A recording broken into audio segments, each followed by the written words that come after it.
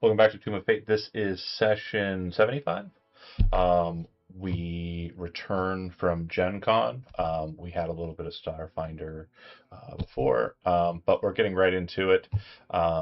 This is post the conflict with the King's Legion. They have been pushed back, knocked away. It looks like the title was not changed on my part. That's funny. I'll get that fixed in just a moment. The situation as it stands is that Mainwin has completed the ritual she was performing. She has taken on the powers of the angel Gavriel, but in utilizing them to push back the King's Legion, she has tired herself out. She has asked this specific group, her reasons being unknown as to why that's the case, but she's asked this specific group to escort her to the city of Stormloft, primarily the Grand Cathedral that exists on the southern side of the city. So the crew that she has assembled has a brand new character and player with us. Dave, welcome to the game. We'll discuss Dave's character here in a moment. Just Dave, if you want to talk about yourself in short, and then to kind of cover the safety questions, we have some things that we don't do on stream, and we have some things that we kind of, when they come up, we're going to kind of skirt them and avoid them because we don't want to deal with it. So the things that we don't do is child abuse, SA, sexual assault of any kind, and harming animals, but not like evil animals. If it's like an evil dog or some shit, fucking kill it. It's fine. But like if there's like just a puppy and you're just being malicious, then we don't want that. And then the things that we don't do on stream, and it hasn't happened in 74 episodes prior to this, so I don't think this is that kind of game. But if there's like kissing or like any kind of intimate activities, it'll basically be just a fade to black situation. We don't want to know about it. We don't want the details of that. It's kind of gross to do it on Twitch. But yeah, is there anything that you would like to add to that? And then if you want to talk about yourself for a bit, that's good too. First of all, can you still hear me? Yes.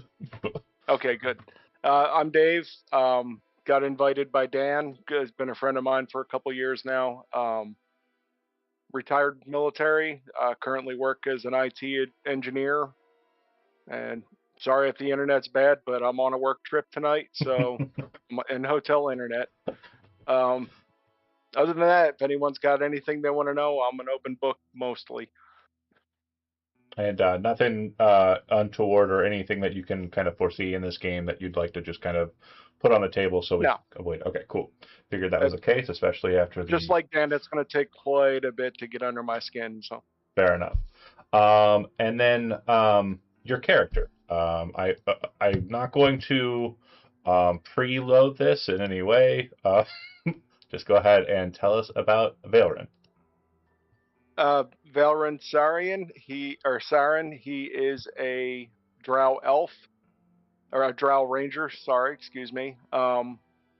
He may look familiar to some folks that are familiar with D&D lore. I made him as a ultimate fanboy of Drift. When he was a young man, he stumbled across a journal from the surface, and it detailed all about Drist, and he became enamored with him. And he has tried to model himself after him. Well, the one difference is he has a whip. And real quick, a famous Drow ranger. Yes. Copyright infringement, be damned. No, we don't do copyright things here, no. Fair. He's just looking for a little cat statue to love and hold. All right. Perfect. That's Valerin. That's one of the individuals that was invited to meet with Mainwin. The other Drow elf that we have amidst. Cody, go ahead and tell us about Leary, aka Kelv. Yeah, so I play Kelvine, otherwise known as Leary. Also a Drow paladin. She's new to the surface, kind of a cast out, didn't really know where she fit in the village she was in, and it was just kind of like a quietly like people just stopped knowing that she existed, so she up and left, and doesn't really know what she's doing, doesn't know where to get food, doesn't know who to trust or what to do, so just kind of trucking along on quests at the Manor Fort until she figures things out. But by this time, staying in the Manor Fort, she has figured out how to find food. It's been Figured months. out that she knows where to sleep. She knows where the kitchen is. There we go. Okay, then we have one more elf, I suppose. And I will not accept. He's just a boy. Elizabeth, go ahead and tell us about Calithian. Well, he's more than just a boy. Calithian is a wood elf sorcerer. He looks more like a wizard than a sorcerer because he's a studious little guy.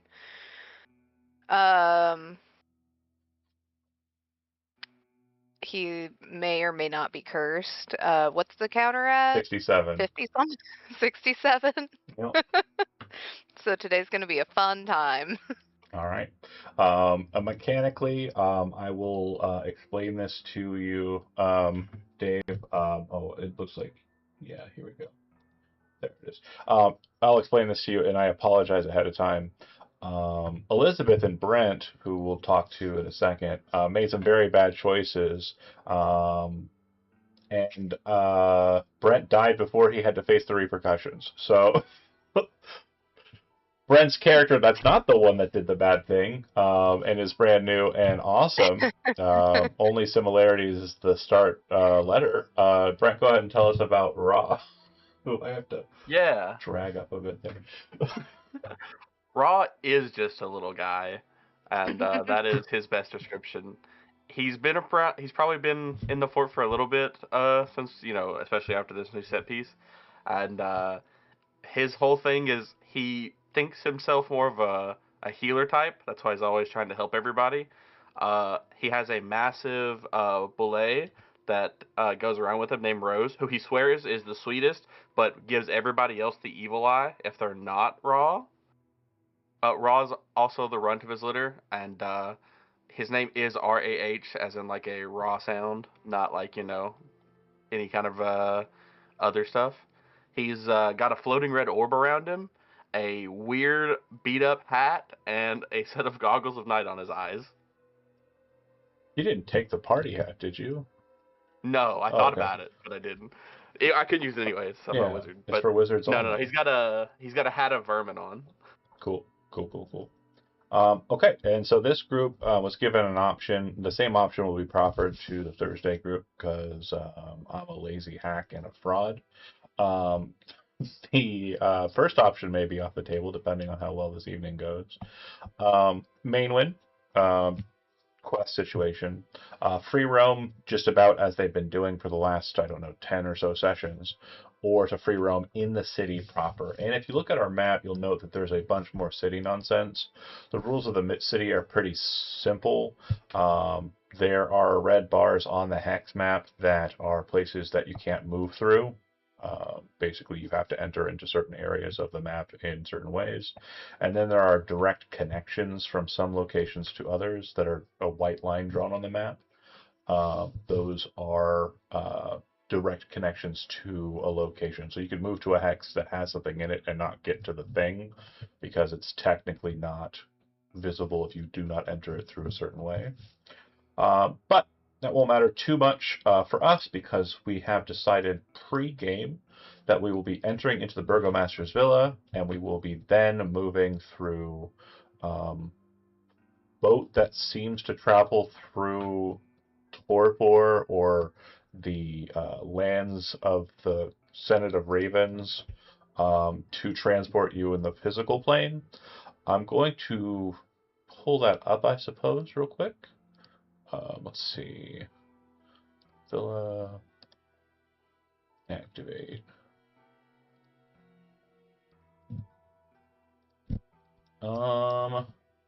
Yeah, I think some of you are on the map here. I'll go ahead and get the rest of you there. So it's visible, and there should be a second boat. Ignore that. I was just making sure it was the right size, the boat that we're going to be utilizing. But boom, boom, boom, boom, boom, boom. So this is the boat, and now there are 2 Kells. A very strange, kind of middle-aged man is on the boat, and he will push off and lead you through the gate to the south. The waters are more like wind beneath you, this very strange, eerie green fluid that moves you into a chamber where gravity seems to no longer make sense and you descend or press forward or are moving backwards. It's hard to tell after a certain point.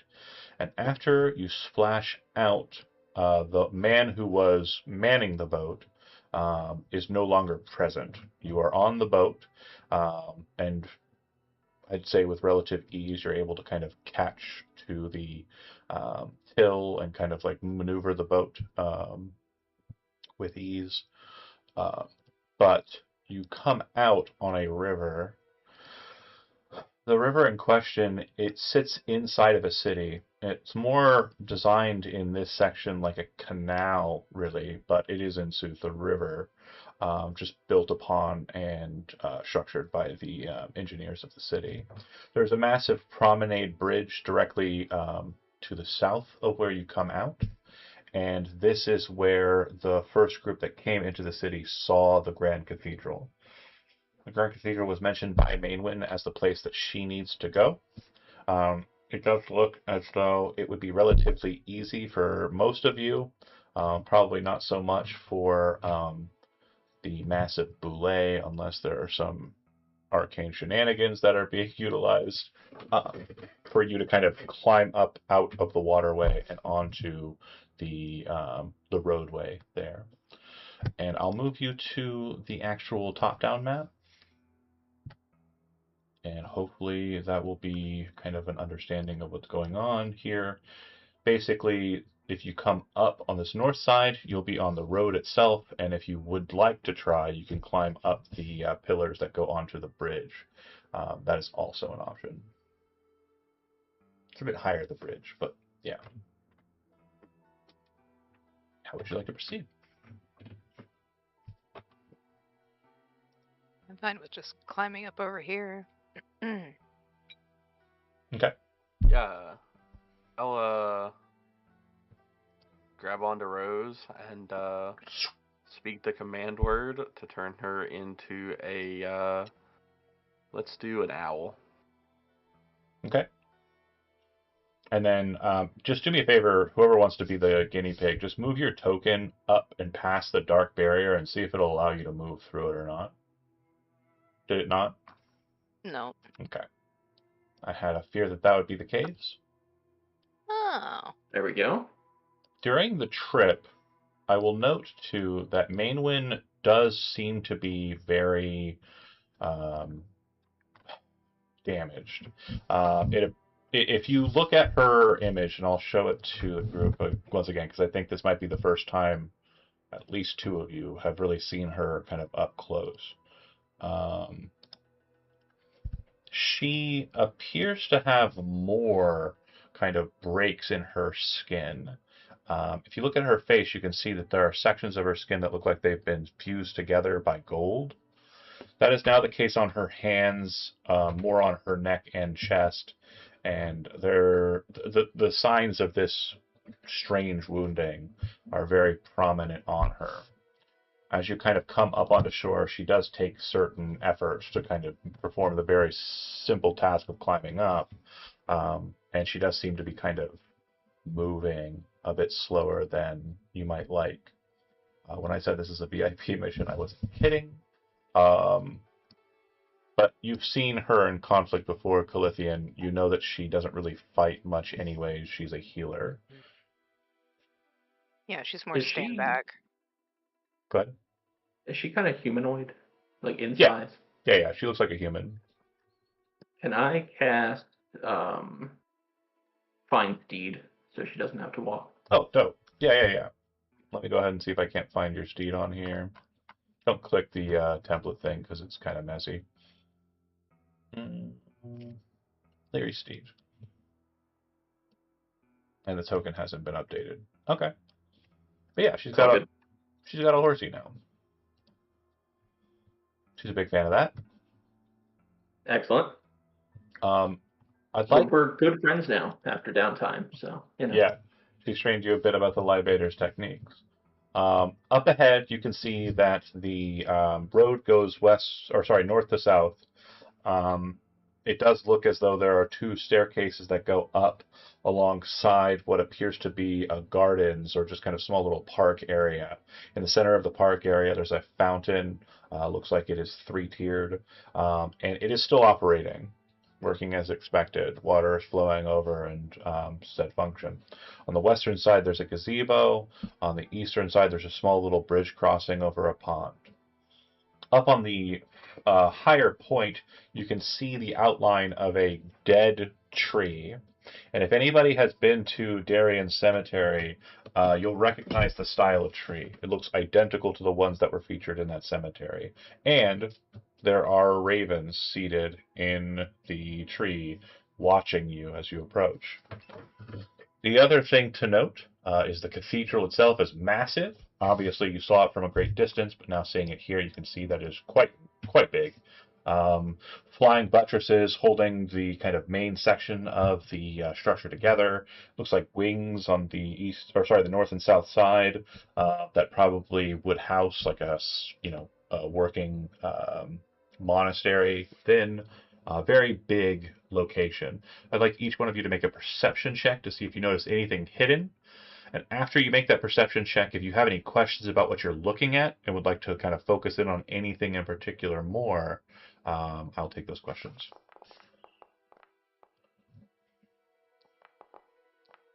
Calithian, you're just happy to be here? We're vibing. Leary, ever cautious? Checking the corners, watching. Ra, you exist? And Dave, for perception, if you have your character sheet open, you should be able to just hit the... Yeah, it's not letting me get to that portion for some reason.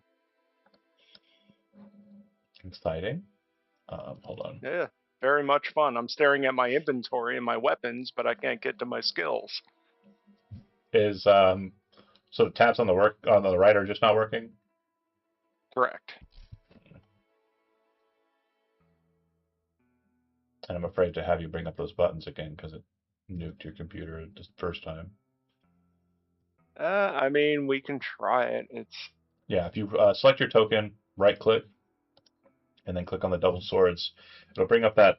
It should bring up a bunch of buttons in the bottom, and one of the options down there is skills, saves, etc., and that should just bring up the whole popped list.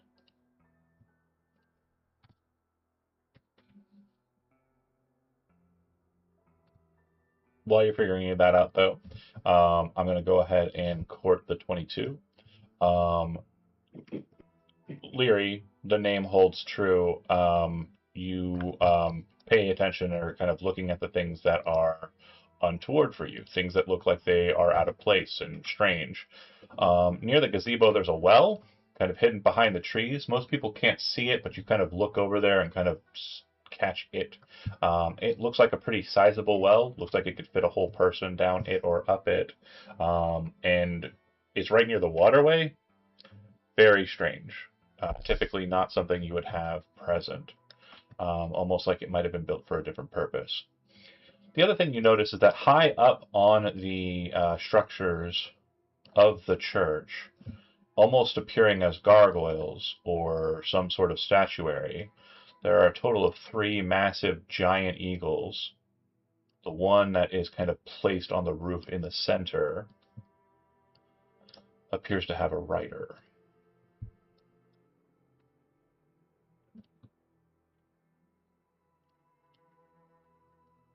Yeah, I'm a little bit worried about them. And then there's also 2 statues who looked kind of posed for attacking us on the left and the right side of the door. The statues don't appear like they're attacking. It looks more like they are engaged in some sort of solemn gesture.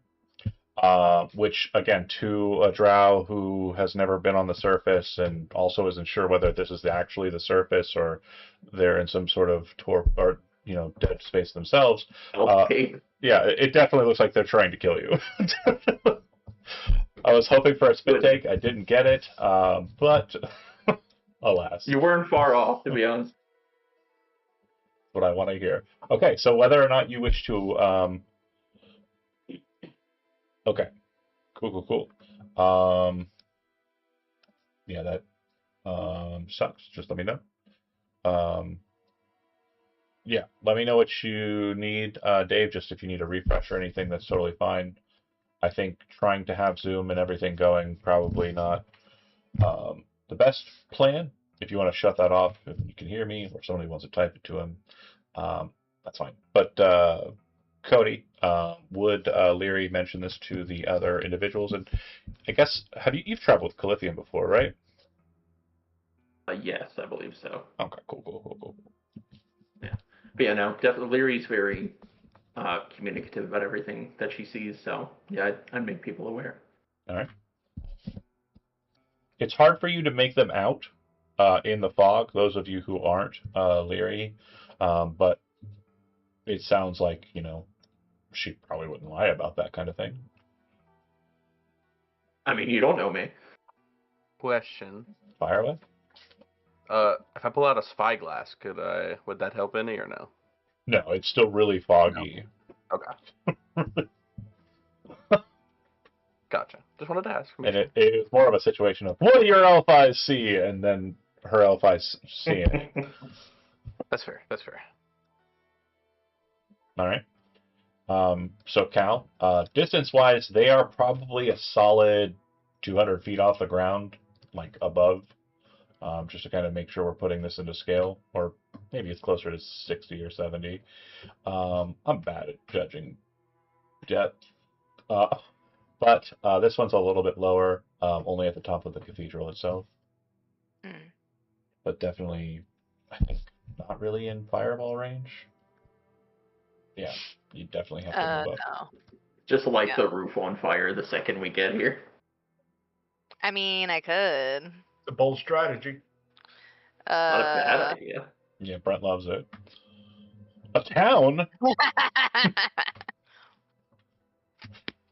I could set the tree on fire. You could try. That's a start. That's how these things get done, Try something a threat. I do feel there's something with the tree if it's also in some cemetery somewhere, but I don't have that context. Nobody really does yet. Yeah. No.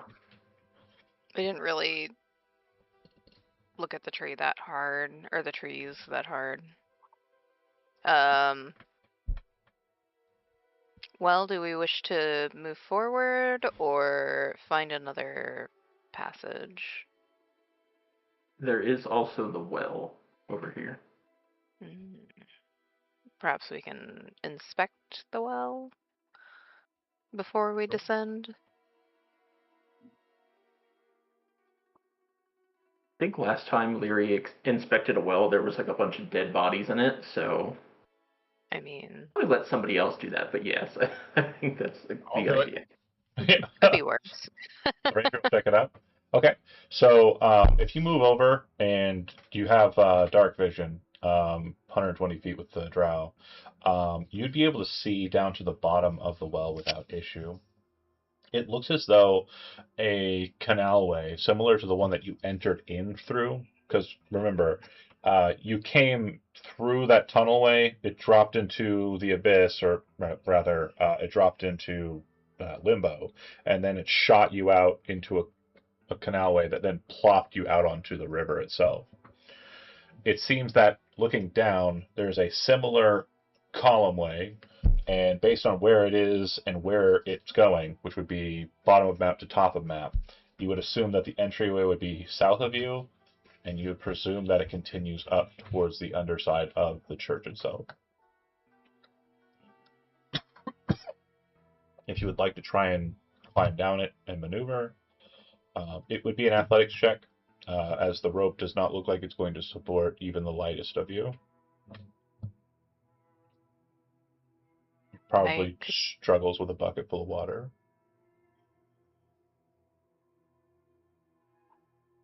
You could. I mean, I could cast fly. Yeah, absolutely. Are you?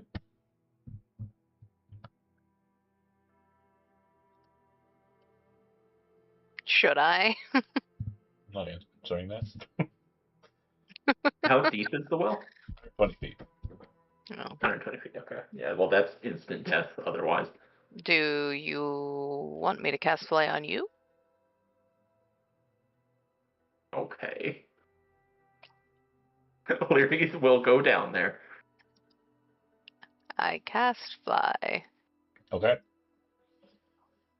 You are I climb flying. into the well. Okay. And you are flying. I rolled a 1. Yeah, I saw it. Okay. And wild magic. Exciting. Let's go! I don't even have to fight you guys. Go ahead and show me the wild magic shenanigans, please. Hold on. I'm getting it up.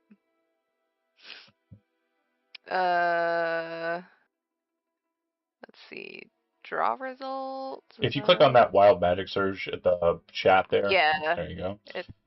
Yeah. Up to 3 creatures of your choice that you can see within 30 feet of you take 1d10 necrotic damage. You regain hit points equal to the sum of the necrotic damage. I'm so sorry. Can you move your steed, Cody, or no? Just curious. You know, I didn't even try. Let me go find out. Sometimes it's fun, sometimes it's No, it won't a let you. hint. Each. To be fair, just say up to 3 creatures of your choice. You can just Oh, not up choose to my anybody. choice. Yeah, I don't see any enemies, so Fair enough. Hit the new guy if you have to. just looks at a tree, kills it. Turns it into one of the trees from the middle. Bear with me here. I'm trying to get this. I don't see my steed. I think it's I deleted it. Oh, well, that would be why. Correct. I'll try harder next time. Try and move it now.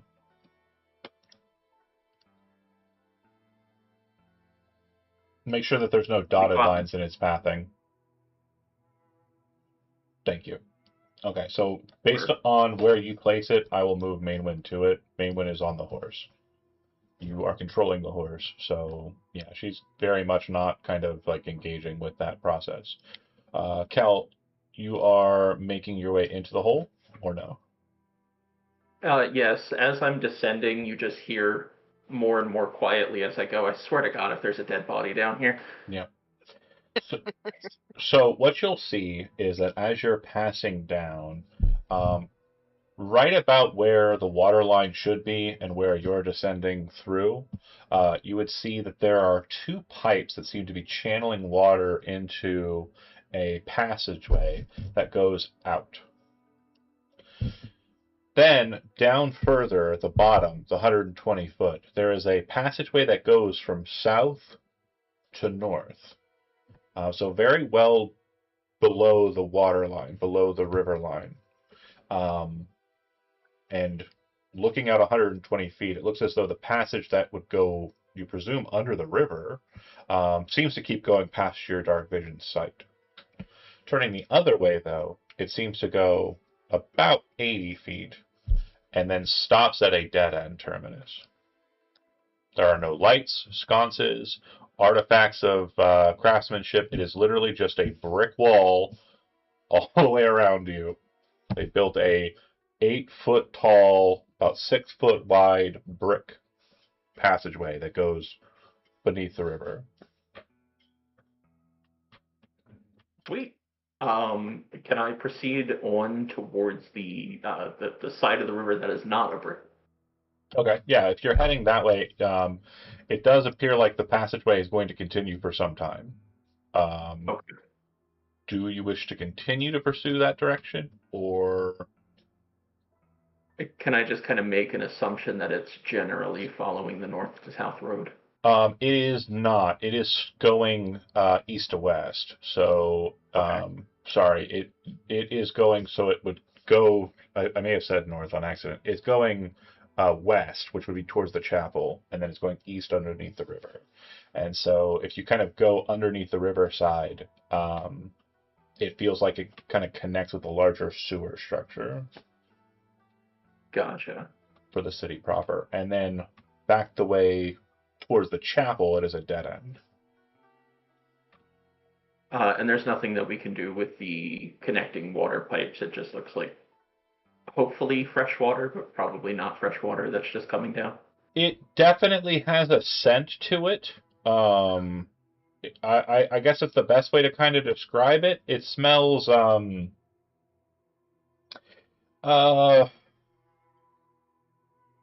earthy. Yeah, a nice amount of loam. Cool. I'm gonna pop back up and be like, "Hey guys, I hung out in the sewer for 5 minutes. Or that ain't it." I'll tell them about the passage that continues on. Does anybody have any interest with what was described to you? Sounded like a passage. Yeah. Okay. To the main door, I suppose. The main door. So if you're making your way up and around, which would probably just be on this side, go ahead and place yourself. I think you should be able to move over this kind of space here in the middle. If not, that's also fine. But just place yourself as you'd come up to the top, because that's when things will happen.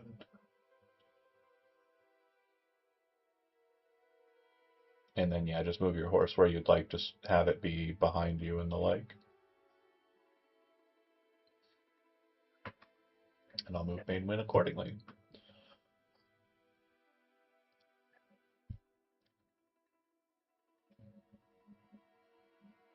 That is sensitive. Kind of generally keeping her back. Yeah, absolutely. It is it is very sensitive on the hold.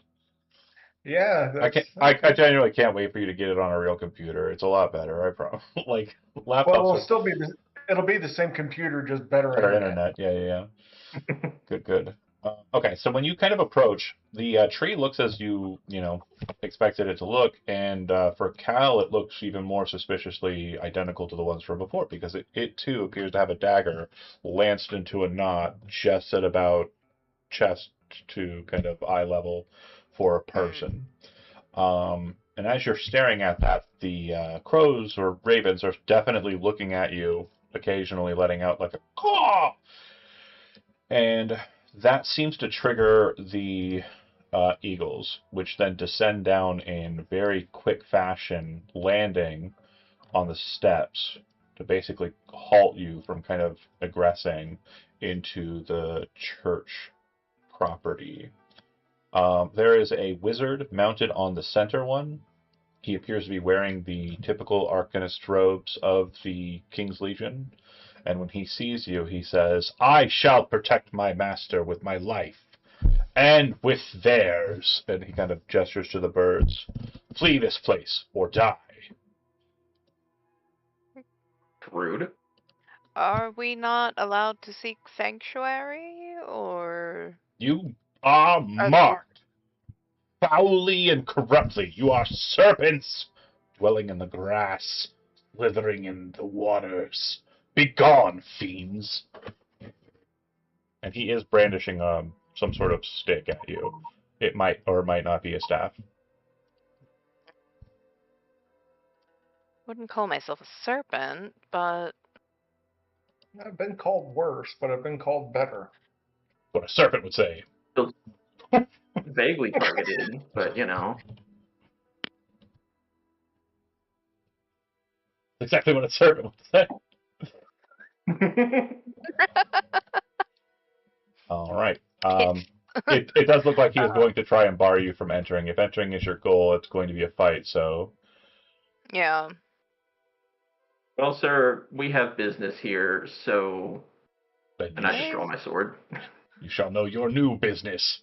Dying here on the marble tiles, bleeding out before the three. Okay, so select your token, bring up your character sheet, roll initiative, all that stuff.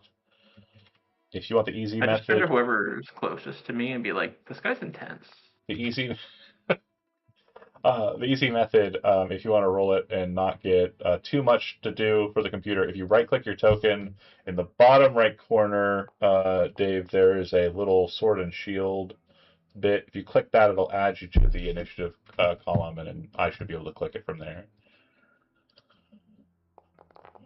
Perfect.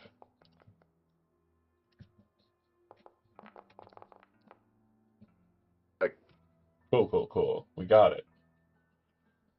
Yeah, just something worked for me. Damn, you're fast. Okay, so I love that. The cat is listed as player character 2. Yeah. Go ahead and update that. Okay. It didn't update. We are beginning the encounter. The wizard's an asshole. And you're up first, Dave. Okay. Let's see. They're a little ways off, so why don't we go for a bow shot? Let's see. Let's go for. No, come on, move the map a little. Here we go. Let's go for the wizard's mount and put him on foot. Okay. All right. So if you go onto your item list, you should be able to click the name of the weapon, and it should throw the attack. But before you do that, click. Go ahead and click normal. It's fine. Go ahead and throw the attack, because you have them in range. But before you make an attack in the future, roll your mouse over the target and then press T on your keyboard, and it'll highlight them and automatically kind of situate damage and attack rolls to them. I can do that. Yeah. Sorry, my brain sometimes no working. But did it bring up a pop-up? Yeah, you got it. It did something. That's gonna miss. You have a second shot. Why not? Go for it again.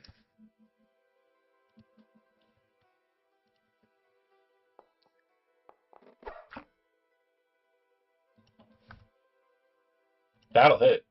So now on your chat window, do you see right above where the attack roll is? It says attack and damage, the 2 buttons there. If you click damage, it'll throw the damage roll, but it'll again prompt you to see if there's anything you want to add or do. And it's just gonna be regular damage. Let me get to it. Sure. Okay, so say that again since I finally just Sure. got it open. In the chat window, you see how it shows the attack roll. Right above that is the initial entry for the attack, and it'll have 2 buttons, attack and damage. If you click the damage button, it'll throw the damage roll. It'll bring up a prompt that'll ask you normal damage or critical damage and have some modifier bits. Normal. Just click normal. Gotcha. Hell yeah. And then because you have it targeted, I can immediately apply the damage to the eagle. It takes the shot directly in its kind of like shoulder blade. You see it kind of hit. It drops the eagle down to the side a little, but you see the rider kind of like press with the staff and kind of like lift its chin up. Okay. Then, do you have any movement that you want to engage in, or are you holding position? Let's see. The map, see where I can go. Probably move up to where the A little bit of cover. little bit of cover by the column here by the stairs. Perfect. Let's see, can I get to here? Yep, Yep. absolutely. Go right here. You kind of like move past Cal and Cal with purpose and kind of get to position dropping low into cover. All right, first turn. And I'll stay there. First turn solid. We'll go to Raw. Yeah. So when do I roll? Does Rogues go after me or before me for Raw? So the way we were doing it and the way we've been doing it with our lad is they're simultaneous. Okay. Yeah. So Right. you do want to add Rose to the initiative so we can keep track of her ferocity, and then I'll go ahead and just manually put her on. What are you on? I'm on 20. 20 as well. Yeah.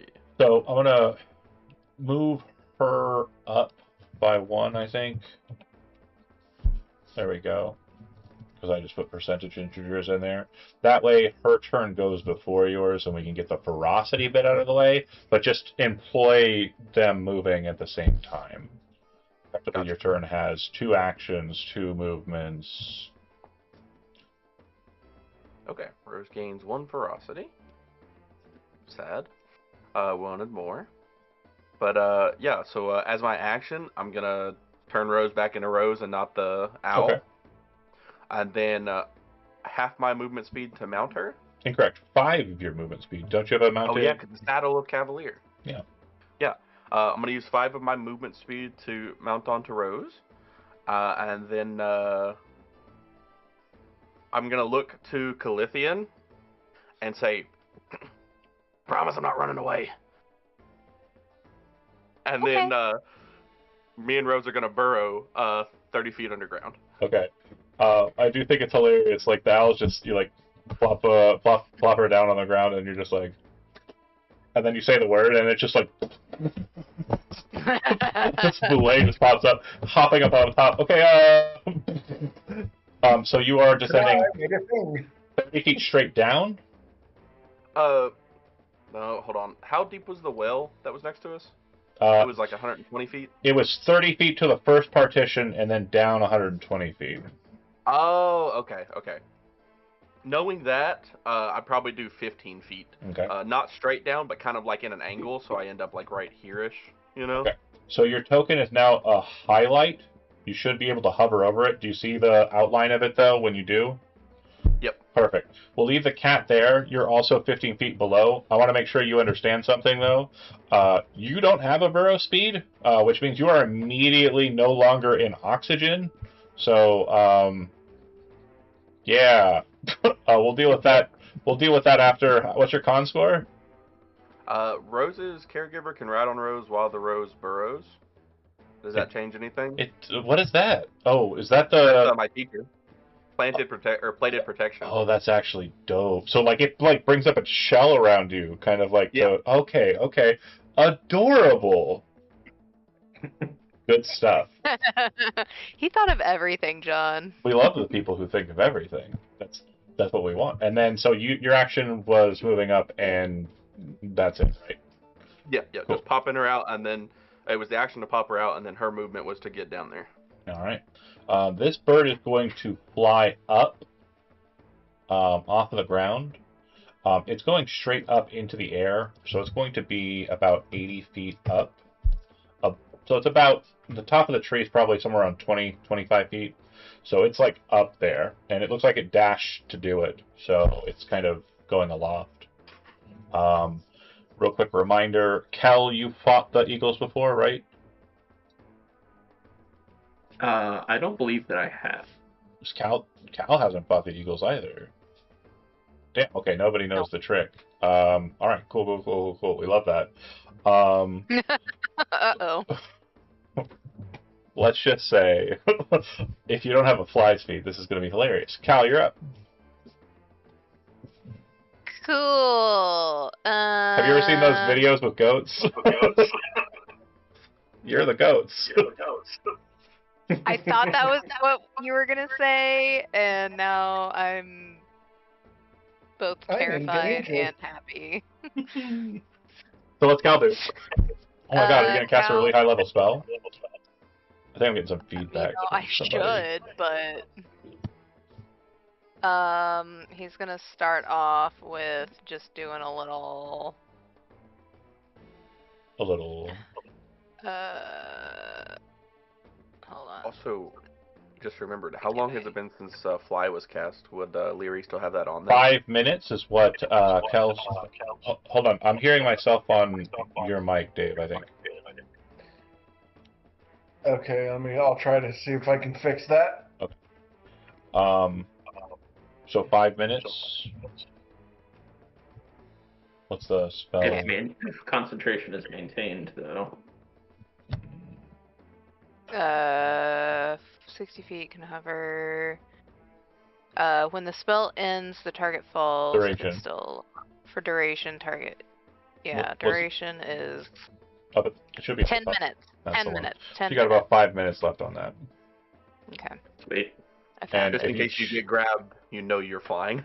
Yeah, but if you change your spell, Cal, you go to a different concentration spell. You're casting Firebolt. That's fine. Go ahead and throw your attack.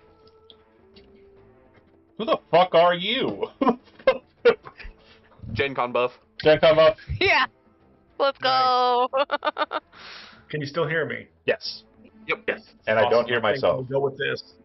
Okay. We'll go with this. Meow. Oh, I love that. Which one? This one here? Yeah, the one I targeted. Okay, so you kind of move around, like, and kind of just walking on the promenade, like moving past the new guy, and then kind of just loose the firebolt, like with just a casualness that's so simple. It hits the eagle in the face and seems to push the face back through its back end, but you understand that it's because of its celestial nature. It's actually dissipating. Its form is becoming nothing more than its celestial content, and it pops in like a nice little bluish kind of divine glow. That's dead fucking bird. Nice. Anything else, Cal? Step back. Move back.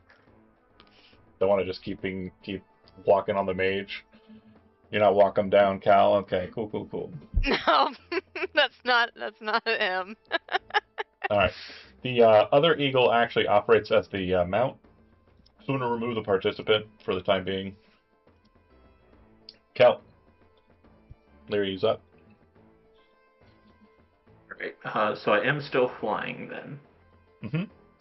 I assume you're like hovering on the ground as the spell's kind of, weird, but yeah, you can definitely trek out. And it's a fly speed of 60 feet, right, for fly? Yes. Yeah, so you can get right on him. One. I'm just gonna like float up, just be like, hey, and then smack him twice with the longsword. Just remember, you chose this.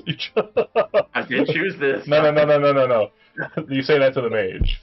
You chose this. Oh my god, Foundry, I don't need the tutorial. I've played like 5 times. Too fun. Alright, let's see it. Foundry, what are we doing? Telling you about how to do it. Oh, because I never targeted it. Maybe I do need the, Okay, what the fuck is happening? The first one's a crit. Do you want to Divine Smite?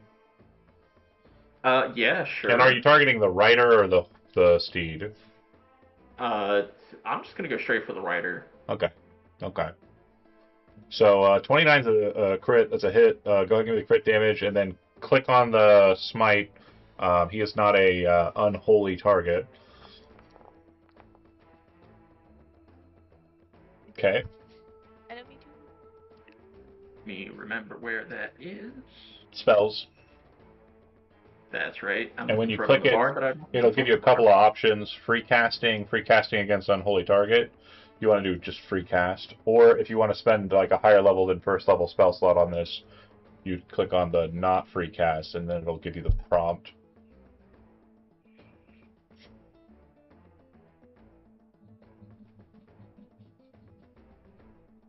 And it'll be critical. Got it. Oh yeah? Big bada boom. So he is wounded quite substantially by your 2 attacks, but he is not bloodied. Oh, sorry, by your first attack. We haven't even done the second one. Go ahead and throw the damage for that. Yeah, he definitely gets hit by it as well.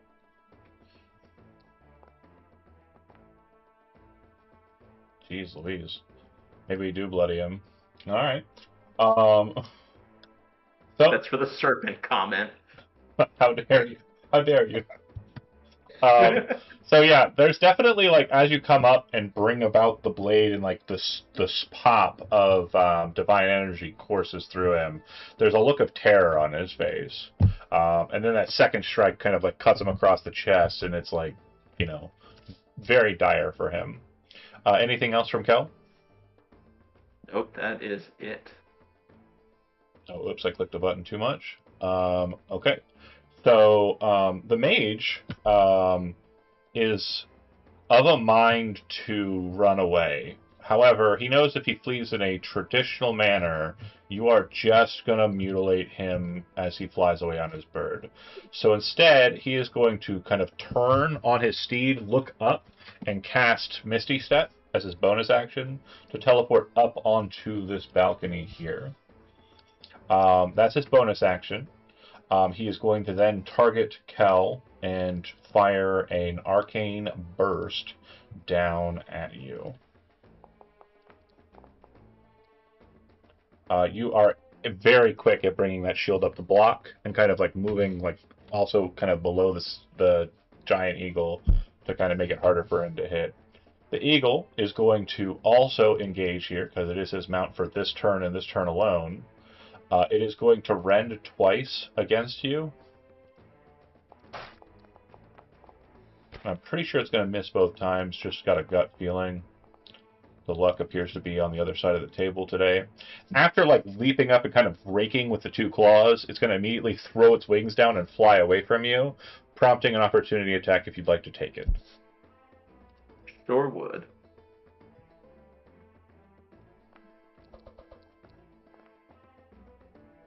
That'll hit. Damage.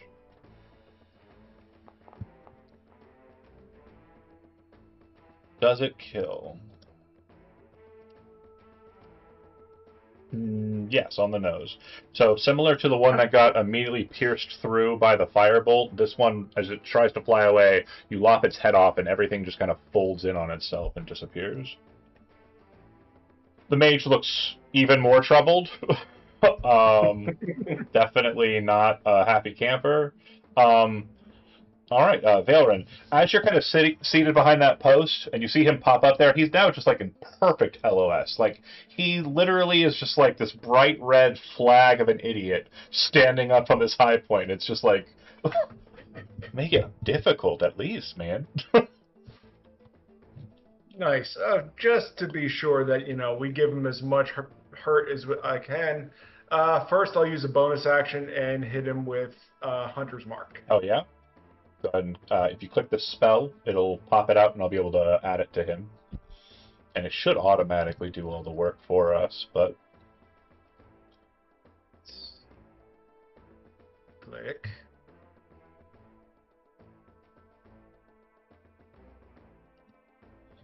I'm doing something a little nefarious here. Pay no mind.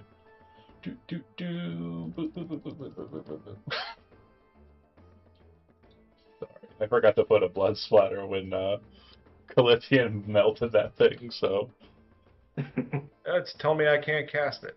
Well, it's a liar and potentially a hooer. Let's see. There is that. Spells, Hunter's Mark, cast. Mark creature free casting. Boom. Boom. Okay. I was able to cast through you. I'm going to go ahead and select the guy. He is now Hunter's Marked. And then now when you make your attacks against him, they should automatically apply the bonus damage, but I'm doubtful. Yeah. And since he likes to stand up there and make himself known, we're just going to hit him with the bow again. Yep.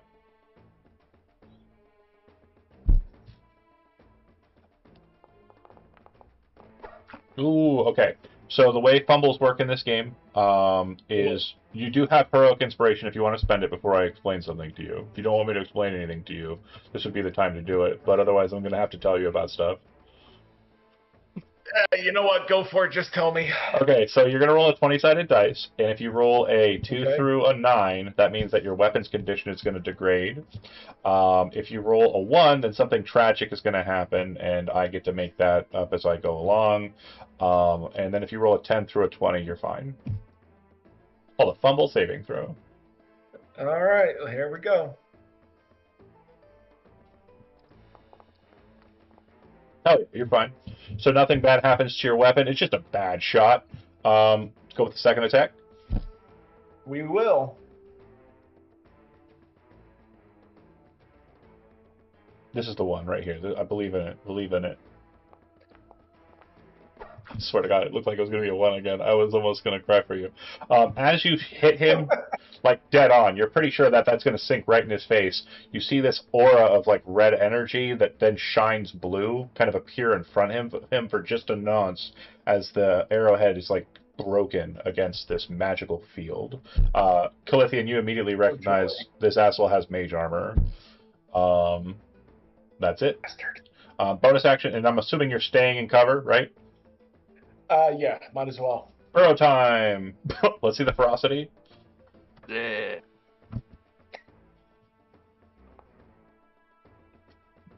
Okay. Why'd they give you D4s? You're not gonna be able to do shit. You're not gonna be able to do anything, dude. He played Dave for you. He played a wizard, and every time he casts magic missile, 1/1/1. Yep. Every time. All fucking ones, dude. But so I will. So I'm gonna be coming up 15 feet, but you don't have to change Rose's thing because my strategy is to go right back down. Okay. But I will pop up. And I'm gonna shoot at the magic guy too. I want to be part of the cool kids. Just enough for like the cat to come out like a shark fin. Yep. And then dive back into the plate.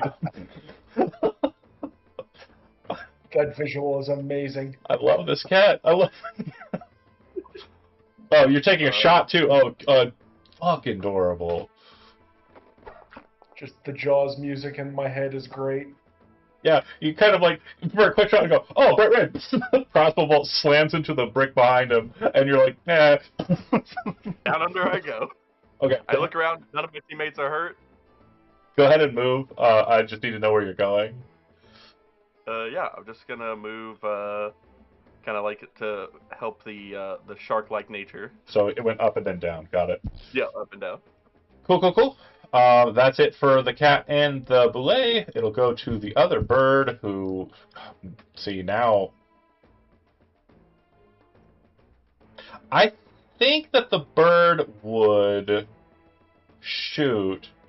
I think it's going to dive down. I don't think it can get there, but it definitely sees the threat. It's going to be at a height of about 20 feet, unfortunately. And, Cal, you cannot tell whether it's coming down towards you or towards the horse with Mainwind on it. Alright, it'll go to Cal. Muted. I'm sorry, what was that? My mom just texted me. Oh, sorry, I was saying It's a- Cal, not Kel, sorry. I'll call you Oh, Leary okay. from here on forward. Sorry. Perfect. It is. No, very that's me. You're good. confusing. So it's above me still. It's about 20 is feet it- above. It's like flying Okay. down at kind of like a diagonal from the tree. You're not sure whether it's coming like straight down for you or going for the horse and Mainwind. Okay. Either way, I'm gonna firebolt it. Alright, what kind of... And if you roll another crit, I'm gonna freak out. I did not. You're welcome. It looked close, though. Alright, that's a miss. It kind of causes it to like diverge, float to the side. Anything Yeah. else, Cal, Well, I movement? can't tell exactly going, so That's fair, that's why. fair. Do you want to move away from Mainwind, or do you want to move like back towards her? I will. I'll move in front of her. Okay. Trying to kind of create a... I mean, she's up on a horse, but just trying to create some sort of assistance if needed. Okay. Yeah. Love it. We're I going to go can ahead. move her as well. Yeah, you can move as the horse on your turn. It's your mount. Right. Also, a quick note for And could riderless... say get out of here. Yeah, riderless mounts. Move. So when you're riding on a mount normally, Cody, you can take an extra action, it being either disengage, dodge, or dash. But that's only if you're riding it. That's basically you spurring it. So because Mainwind is riding it, all you can do is command it to move normally. It will not get an action. And it's your turn. Yeah. So I'm gonna kind of get the horse to back up a bit. Just. Yep. I got it. Thank you. And I'd say you're trying to moving it kind of like away from the eagle, so that's fair. Yeah. Yeah. Okay. How How is the wizard looking? Fairly bloodied? Bloodied. Yeah, absolutely. You beat the shit out of him. It's 30 feet up, but it kind of has like a parkourable like surface. If you have athletics, you can definitely try to get up there to him. Well, aren't I Fury can flying fly. at like 40 feet? You don't even need to roll dice. Yeah, okay. Yeah. So I'll put you right on him if you want. Yep. I'm gonna superhero land next to him and just be like, "Hi again." You see him scanning like the other ridges, hoping he can get away. I don't think it's happening for him today though. Mm-mm. That 6 will hit. I'm going to 27 use, and if I'm 15. still alive after the first attack, I'm going to use my reaction. But go ahead and give me damage on the first one. See if it kills him or not. Do you prefer that I roll them one by one? One by one, because the first one, if you don't kill him, I've got a reaction. Okay, and are you applying any Divine Smiting or anything bonus damage here, or no? No, I don't think so. Okay, cool. Then on the second attack, he is going to cast, using his reactive protective magic, is the word I was looking for. He's going to cast Shield, which gives him +5 AC for the turn. And that'll knock the second attack astride. So you come in flying up, and he's like, oh! Cut into him, and as you're bringing the blade up and getting ready to drop it on him, he's like, no, please! He's definitely... His life choices are things that he's currently considering and wondering how it came to be that he got here. He is going to... I think he's going to grit his teeth and he's going to try and fight you in fisticuffs. I think that's his plan. You see him bring about his staff, and looking at it, it does appear to be quite powerful looking. And as he brings it to bear, it kind of pops with energy, force kind of emanating from it as he attacks. So I'm going to make 3 arcane burst attacks against you. And I'm probably going to miss every single one of them. Or not. Feel pretty good so far. Only got the 1 hit, though. Yeah. So that first one kind of catches you off guard. You were like, mages don't fight. But he does. He does. And that energy that's popping from the staff is quite potent. Force damage. He puts in a good hit, but the last 2, you learned your lesson. Immediately into full defensive posture. He's done with his turn. It'll go to Valorant. How close are you to the mage? Are you within Melee. 20 feet, I'm guessing? Oh, yeah, I'm right next to him. Okay, can't do that because, friendly fire and all that. Well, you can shoot into I'm a combat. fine It's with fire. okay. But what I will note, though... No. I was going to do spike growth. Oh. Then he wouldn't But, even get away. But, quick note, too, though, Valorant. You would actually be aware of the situation going on behind you. The bird appears to be either chasing your sorcerer right. or your VIP, both of which are people you don't want to be birded. So let's take the bird, shall we? Yep. Let's see. And we'll get him with an arrow. Okay. Yeah, this is one that I think is already... Actually, no. I'm gonna move up to him and hit him with. Well, he's aerial, 20 feet. Oh, he's there. So bow. Yep. I did kind of want to see the whip and sword combo, but yeah, he's a little outside of melee. That'll hit.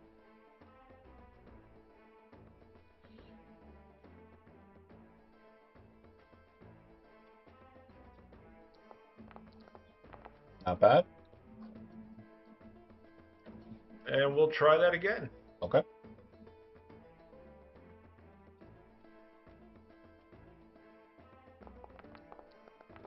Solid. Go ahead and give me damage.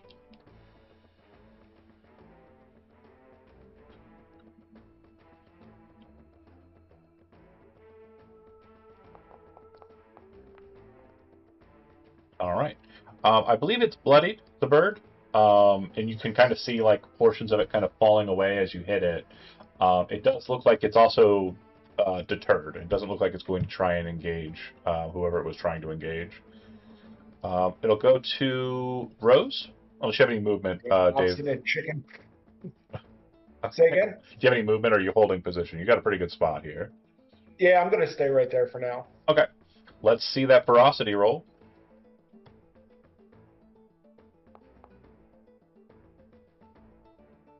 Ooh. Hey. Rolling Hey, dice. Rolling let's dice like you go. mean it. All right, Yeah. let's see where you move. So I pop up. Straight up.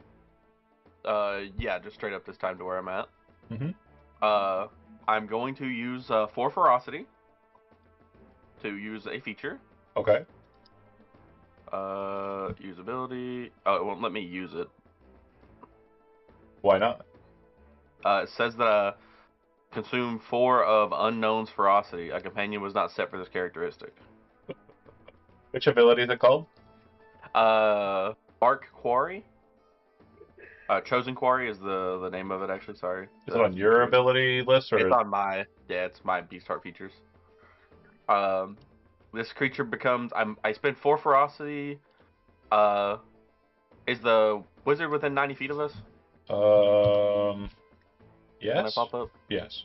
Okay, perfect. It takes no action to do this. He becomes my quarry for 1 minute, or until I use this feature to mark another target. As the quarry, whenever me or my companion hit with a weapon attack or deal damage with them using a ferocity, I do an extra 1d6 of damage. It's basically Hunter's Mark. Got it. Cool. That's fine. I've already erased 4 of your ferocity off of your beast companion. Go ahead and throw me your attack and add a d6 in the damage category on the modifiers. Gotcha. Let's see here. Normal attack. He is currently sitting on a 21 AC, so that'll hit. Perfect. Damage plus 1. Oh, no, he's not, because his turn happened. I have to use another reactive barrier. Hold on.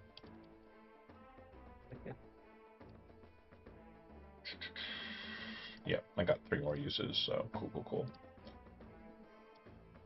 Okay. And that makes it 21? Yeah, it's 21 AC, so he has a 16 base, 13 plus the major armor, and then 21 when he shields.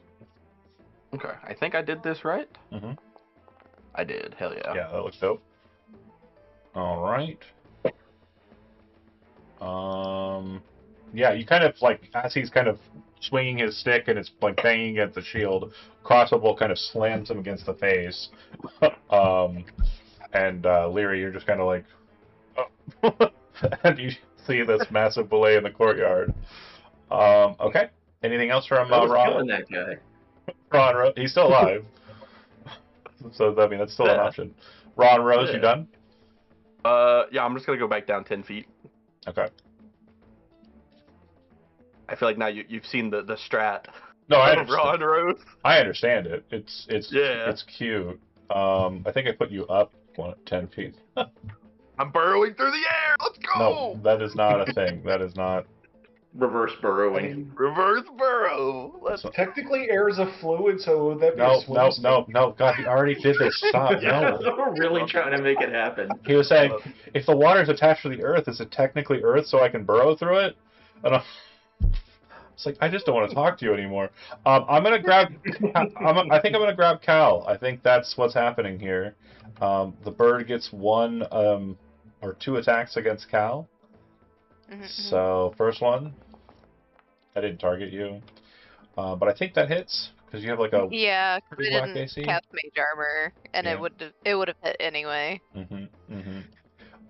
It's going to rend, and when it does so, Cal, it looks like it's doing extra damage to you because you're vulnerable to radiant damage due to the that's right, sword. I am. And as it comes down, like you can see streaks of light as it descends down, its claws like smashing into you. You then feel it kind of grasp.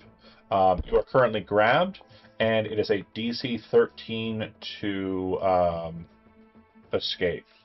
And he only descended 20, he will ascend 20. So you are now 20 feet in the air as well, in his claws. Pretty sure I saved that concentration check. Absolutely did, so fly is still active. Okay, it's you're up, and literally you're up in the air, 20 feet. How would you like to proceed? Misty Step would put you right back down on the ground if it's an option. Nuking him, he doesn't look like he has much to survive. A fall at this distance that you're aware of would only be 2d6 damage. Yeah. I think we're gonna shocking grasp. Wrong elf. That'll hit. Let's see that damage. Just grab onto his leg. Oh, It's only 4. that is depressingly enough to kill it. Nice. I was like, that is depressing, and then I looked at its numbers. So it is going to poof and basically turn into kind of like the bluish celestial energy, as I mentioned a couple of times before. Cal, as you're falling, do you have acrobatics as a trained skill or no? No. Superhero landing. Okay, so I'm going to go ahead and roll 2d6 Oh, you're rolling it? Okay. Fast fly as a reaction. minus Sick. 6. That's it. All right, and that was a cantrip, so no curse times. Cool. It will require another concentration check on fly, though, which I think you're good. Yeah. All right. Cal, you kind of watch, the combat going on side as you're kind of blocking, situationally aware. This guy's fucked, and all of his birds are dead. You're up.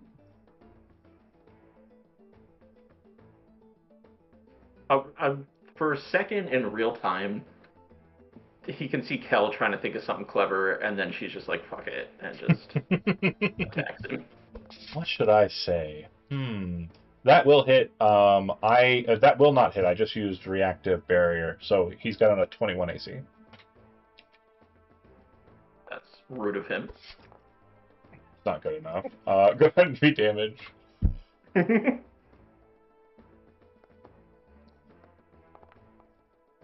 Oh my god, this is hilarious. Do you want to use a bonus action to Divine Smite or no?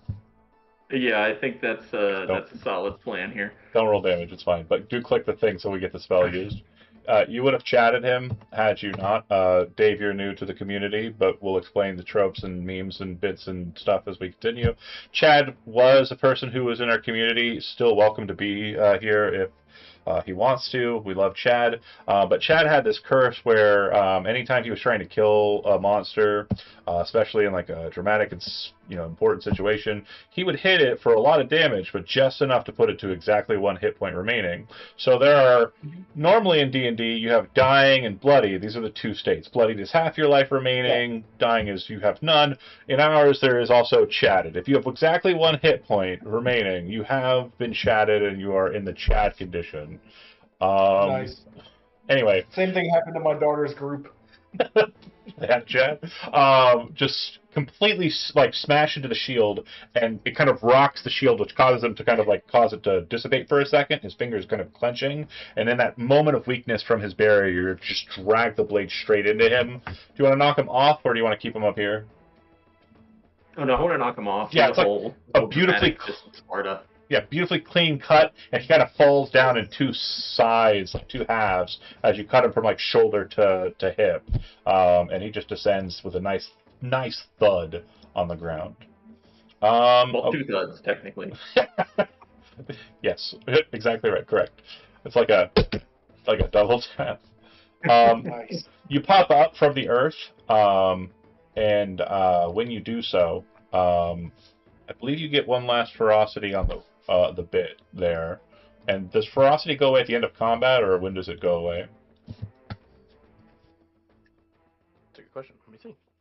Learning the thing is good, and I'm not going to tell you that I know because I prefer... I do have an end of combat button when I click on ferocity. Good. Go ahead and do that. Sure, usability. Oh, it heals the ferocity, so it goes away. That's right. And then this guy is going to come up. So what you'll note, and I want to make sure this is very, very clear to you as we move into the cathedral. Burrowing inside of the space is a very bad idea.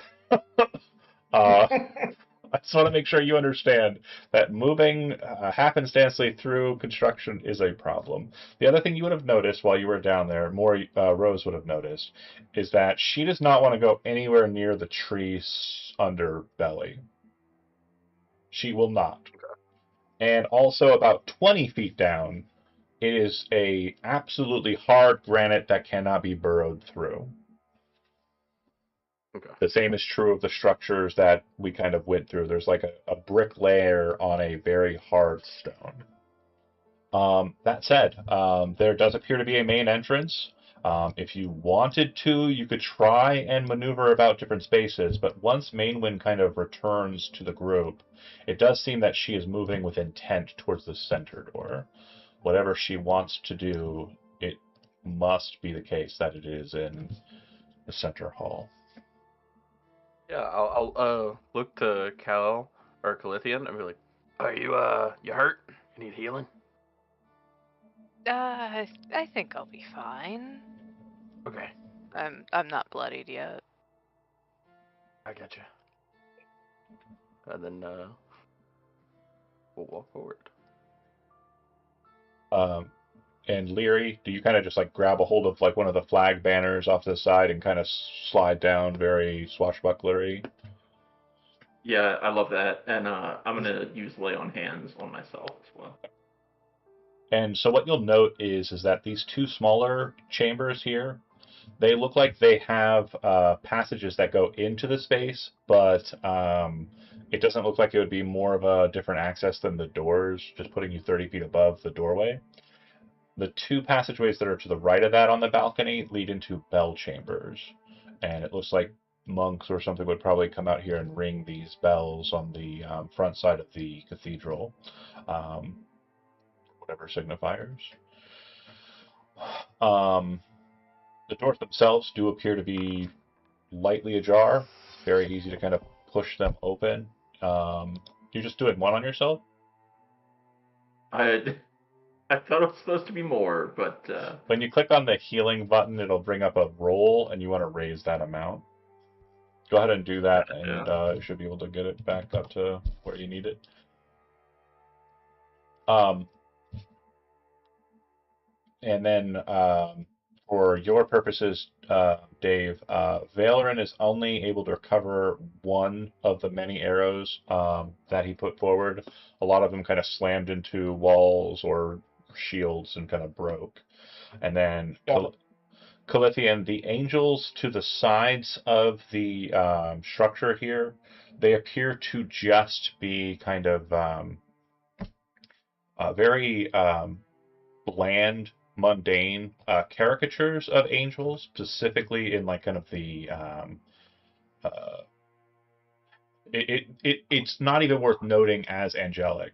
But despite the whackness of the statuary, the door sides underneath them, these strange steps that seem to lead into these towers, there are warding symbols that are of a celestial nature that seem to be barring access to the towers.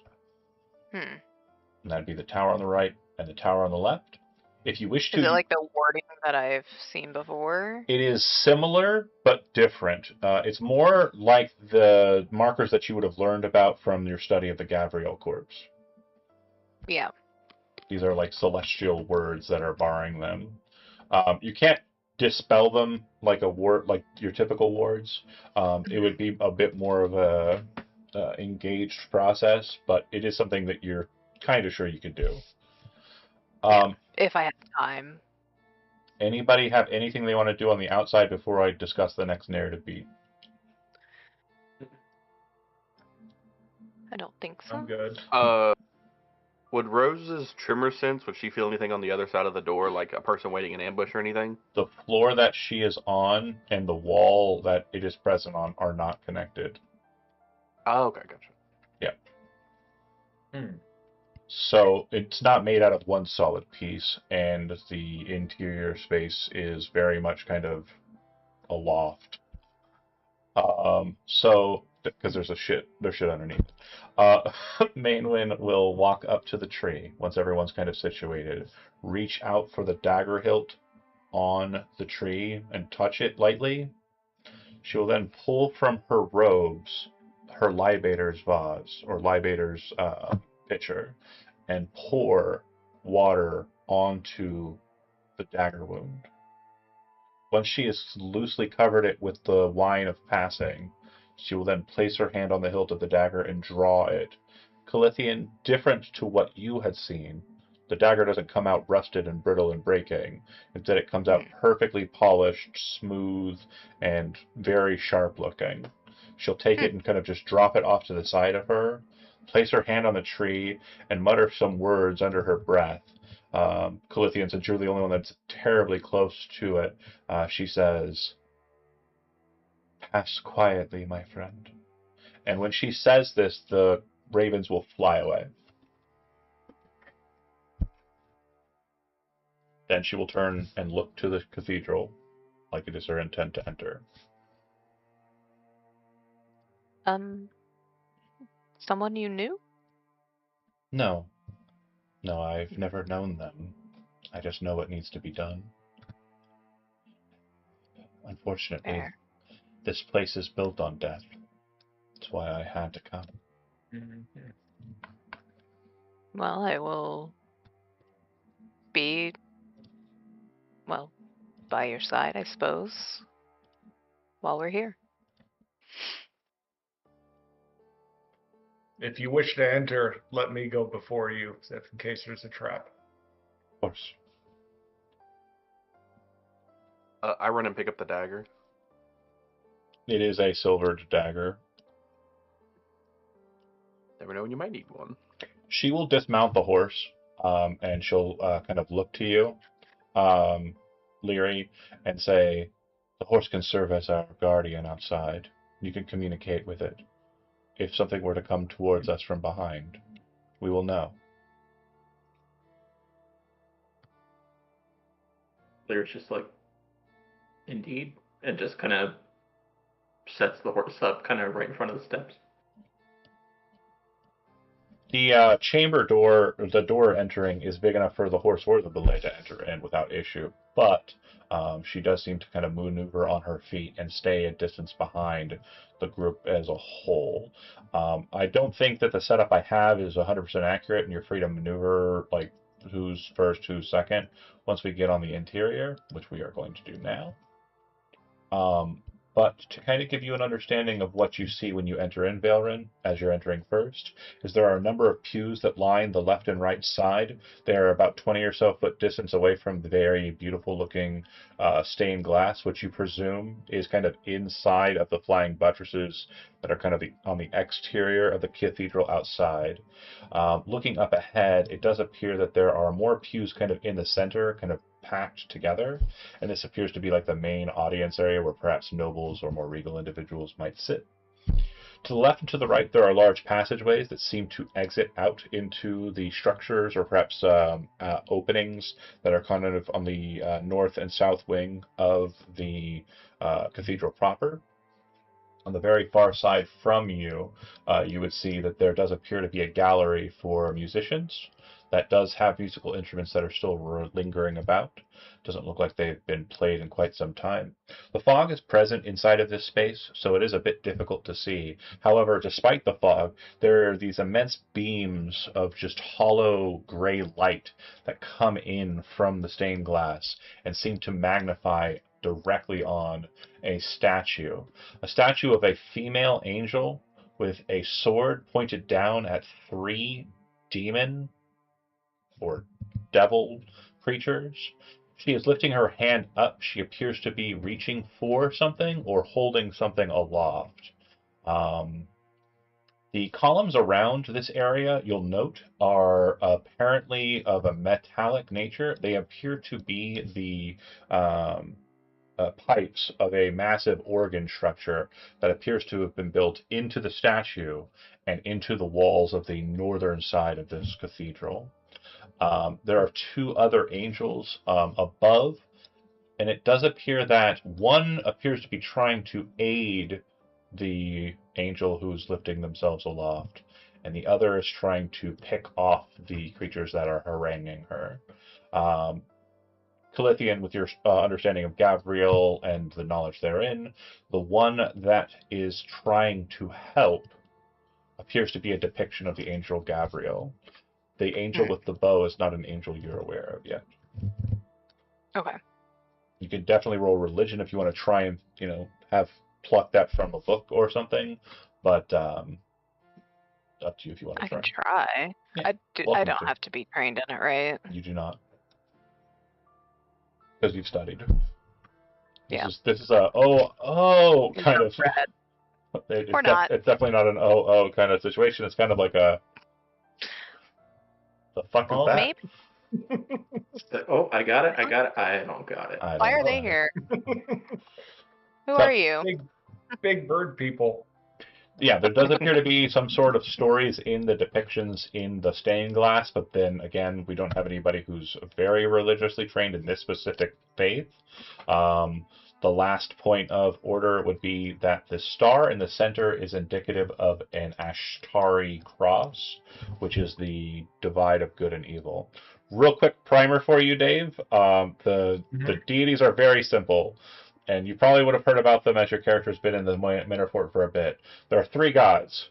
Each god represents a dichotomy between two things that are antithetical to one another. Good and evil is Ashtar, or the Wanderer. Law and chaos is Atavius, or the Judge. And the Mother, also known as Aluane, is life and death. Woo! And everybody loves Aluane. She's the fan favorite. Her symbol is a moon and star. Star is typically in the center. Sometimes the star is replaced by other artifacts, like swords, hourglasses, etc., etc. Not terribly important right now. And then Ashtari cross is basically a cross with a cross or an X behind it. And then an Atavian cross is a traditional crucifix, but with a connecting the arm bars to the head bar like an arrow. Okay. All right. But yeah, for whatever reason, this is a Church of the Three, but it seems to be prominently focused on good and evil, what with the angel depictions and the cross in the center. Oh, one last thing, and unfortunately I don't have the exact token, but seated at this pew here appears to be a man covered in robes, like from head to toe. It looks just like a pile of clothing. And let's see if I can get that working at least. I cannot. But yeah, I'm going to try and get the image up, but while I'm doing that, might as well have you do something. How would you like to proceed? You said it was at this pew right here? No. It would be the pew in the noble section, kind of. Oh, got it. Right there. I'm gonna make my way towards it. Okay. And if there's someone there, first rule of the trap is spring the trap. Mainwin will follow if Valerin is the only one proceeding.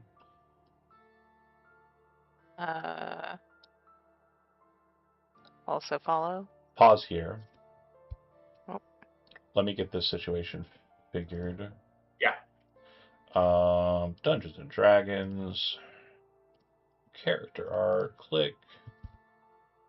Feel a fate. Character art. Go. Go.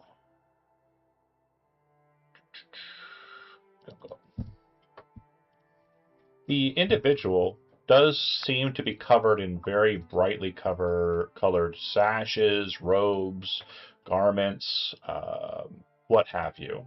And as you approach Valerin, you're presumably doing so quietly. No stealth rolls required here, because they see you. Slowly walking up. Yeah. When they turn to look at you, they don't seem to be displaying any sort of flesh, any sort of anything that you can kind of see other than linens, silks, and cloths. And their hands are covered in these kind of bronze gauntlets with almost needle-like fingertips. When they look at you, you still don't see flesh. All you see is the robes have been pushed just slightly, and a red ruby has been set inside of the cavity therein. And they do turn and look back at you. They're not throwing their hands up in the air, but they do turn and look back at you. So they Another uninvited guest. What the fuck? It's party time. All right. I'm gonna move a little bit closer, but I'm gonna keep my hand on one of my sword hilts. Mainland seems to approach past you and moves towards this individual. And you Okay. hear the voice come from the garments, and it says, "The king is already aware that you are coming. Unfortunately, our meeting could not be had in quiet. We have a very limited time. I hope those that you chose to bring with you are competent." Maywood would nod her head. "Competent enough.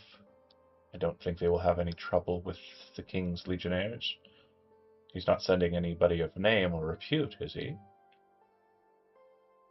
"No one that I have heard of."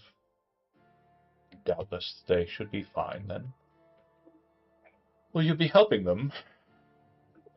"Of course." "Do we have enough time to engage in our activities, or?" And he would say, or sorry, they would say, "I think they're already at the doors." And almost as if he summoned them himself, you would hear that the doors to the west, or sorry, to the north and the south, the ones that are on the right and left of the map, flung open, and you can see a grouping of infantry, legionnaires, storming through on both sides. Mainwind will kind of look to your group. I will allow for you to, not combat-wise, we're just kind of situating, but if you'd like to maneuver yourself one movement from where you currently are, I will allow that. And the more narratively descriptive you are and cool sounding it is, the better.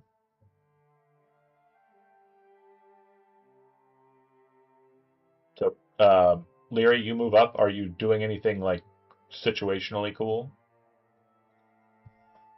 Just like posting up at the point on the star, just facing the Legion. Are you looking like you're coming to Mainwind's defense, or are you kind of just being badass on solo? Just kind of being badass solo, like Cool. Nice. if I defend the VIP at the same time, that's cool. Yeah. Cal, you move up. Again, any kind Yeah. of... He would be running up and kind of like holding his hands to either side of him, kind of in defense of Mainland. And Valrin, are you holding position there, or do you want to move between the pews to get some cover? You know what? I'm actually gonna play guard on this one and just move in tighter Cool. and just stand ready. All right. And last but certainly not least, hopping, bounding over the pews, this massive boule just... Since she can't burrow, Rose is kind of like feeling her feet, you know? And so she jumps over the pews, and as she's doing so, Ra will look over to Leary and be like, he'll pull out a dagger, and be like, "You guys are doing this close range." Oh yeah. So the thing that would be kind of like, I think Rose would be kind of particularly aware of is that maybe 15 or so feet beneath you, there's just nothing. There's a staircase kind of over there, and it seems to descend down to like an undercrypt or undercroft. And so like as she's moving about it, I assume it's like kind of the mentality of like, when you like walk on like a icy like, lake or something, like you feel like it's going to fall out from underneath you, but it probably won't. And she's probably just like tiptoeing. Yeah. Or no, does she have the Zephyr ones? She has the horse. No, she doesn't have the Zephyr ones. Oh, okay. The horseshoes of speed. Yeah. Okay, cool. We bought the speed ones so that we'd be faster when we're burrowing. Love to see it. All right, so with that said, the doors opening causes a situation where the wind kind of blows in through the space. And Valrin, as you're kind of turning away from the northern pews and away from the stranger, you would see that the cloths and linens kind of get caught up in the wind and fly all about. Some are strewn on the pew nearby, some are kind of lost and away, and they seem to just kind of ramble about as if they weren't a person at all. They were just a clutter of cloth. The legionnaire at the front, at the back of the right group, yells, "You're all detained under the king's order." And that is where initiative is going to start. We don't fuck with the king. The king is trying to kill you all. So I just want to make sure that that's very clear for the newer people who haven't had any king engagements yet. Not again. And that initiative counter sure did get very, very small. Yeah, Jesus. that's a lot of folks. What a fireball. I mean, I could help with that. No, yeah, I'm happy to have that happen, but I also am happy to make this happen too because this shit's funny to me. It's funny. And Oh, my Lord. computer just had a stroke. I can roll your Of course. I can roll your initiative for you. Hold on. I clicked it. I don't know if it actually rolled it. It doesn't appear to have. I probably murdered your computer. I'll be honest. I mean, I do need to get it something newer, but I Yeah. wasn't planning on it this weekend. For sure. I just mean to say I rolled a shit ton of dice, and I think it maybe kind of boggled your computer to shit and back. So, okay. It's struggling with this internet as it is. What did you get on your initiative, Brent? I got a 12. So 12.5 for the boule. Okay, cool. Looks like we're all on the docket.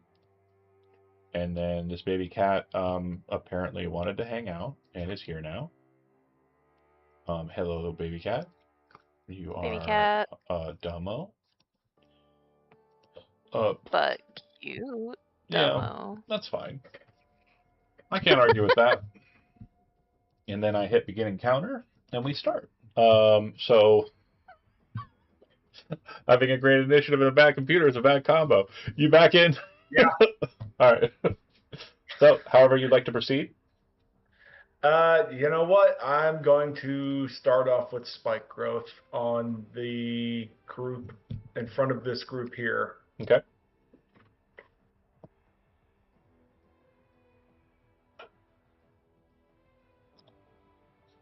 So if Where you, are you? yeah, if you click the spell, it's going to ask you to place a template, and then you can see it'll have the effect, and it'll allow you to put the area effect there. Okay.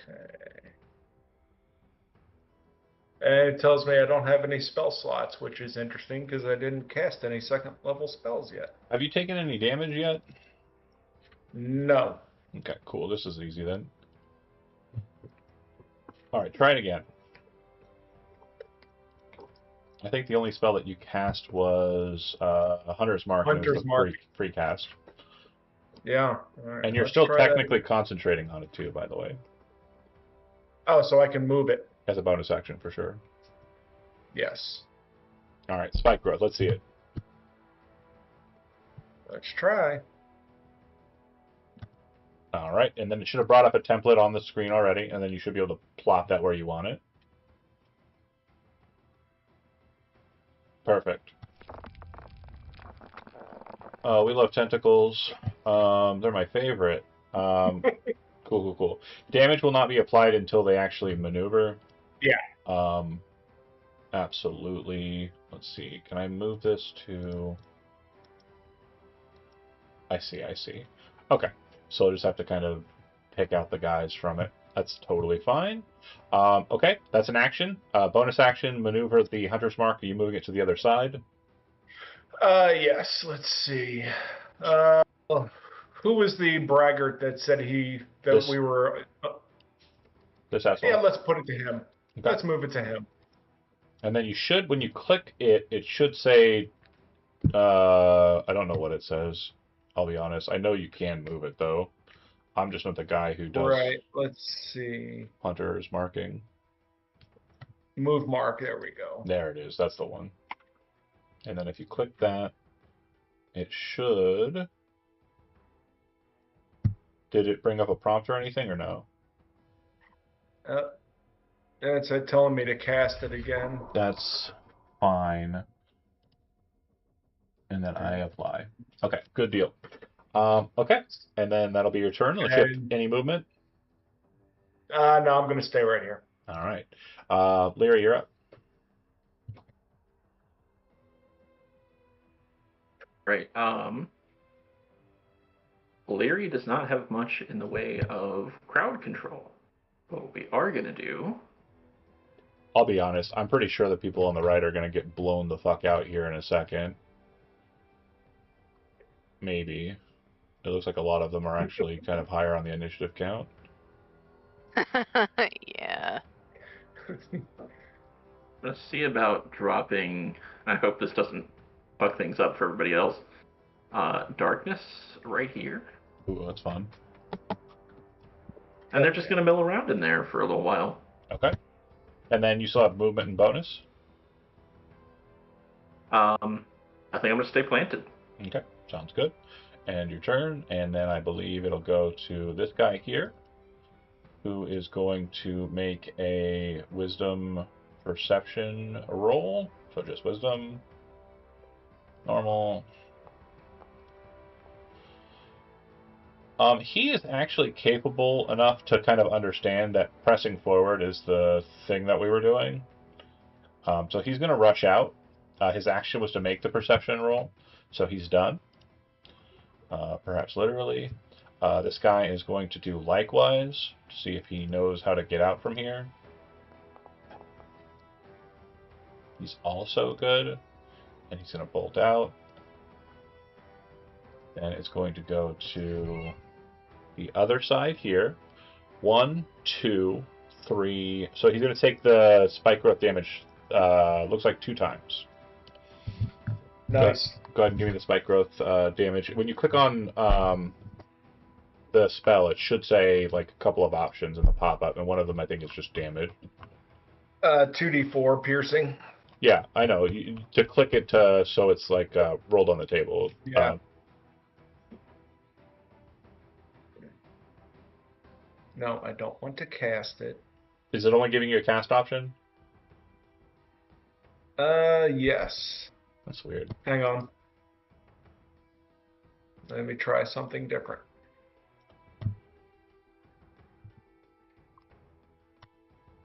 It is, but it's way up there. We've had a lot of things happen since there, Foxen. Yeah, if you scroll up in the chat to where spike growth's at, there's a damage section, but it's Yeah. up a bit there. That's darkness. Actually, hold on. I've got that one that you rolled from before. So I mean, I can click it again. It looks like at least. I do need it one more time because you've only rolled once. But yeah, it does look like it was there from before. Go ahead and click Okay, it. so let's Damage one more time. Maybe. Believe in yourself. I mean, I clicked the thing and did the thing. It didn't show normal critical. Oh, nope. There we go. It moved on me, the bastard. Typical. Okay, so this guy runs out, and it's kind of a situation where he kind of makes it to where he's going, but as you see him kind of like continuing with those last 5 or 10 steps, the lacerations on his body are so deep, he's literally just like hemorrhaging blood, and he falls to the ground and dies here. All right, let's see. I like this spell. I'm pretty sure this guy's dead, so I'm just going to go ahead and put him here with no hit points. There's really no reason to roll. Alright, it'll go to the guy, the braggart. He sees the ball of darkness and is going to maneuver around it. As he comes into view for you, Valerin, you see that he is wielding a very large crossbow. And he is going to, he puts one of the bolts into his mouth, loads it and fires. The first attack will miss, clearly. Immediately drops the next bolt into the slide and fires the second one. You see the crossbow fall apart in his hands, and he just lets it drop, and he's very confused and very annoyed that that wasn't way cooler than it probably ought to have been. He'll end his turn.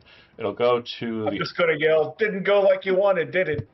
He is weeping externally and internally, which is where you want him. You definitely want those internal weepings. This guy here is going to pop out, and since you did just talk shit, he is going to shoot. He's going to miss probably. I mean, based on historical. Yep. Okay. I mean, Beautiful. he gets a second shot. Still misses. Okay, cool. And then last of these guys on this side of the boulet. 20, 30. He's going to take the dash action and get to here. Come on, and then he gets to the other side of the spike growth. Like, come on, just run through. Oh God! As they're like just bleeding, like oh, falling to the ground.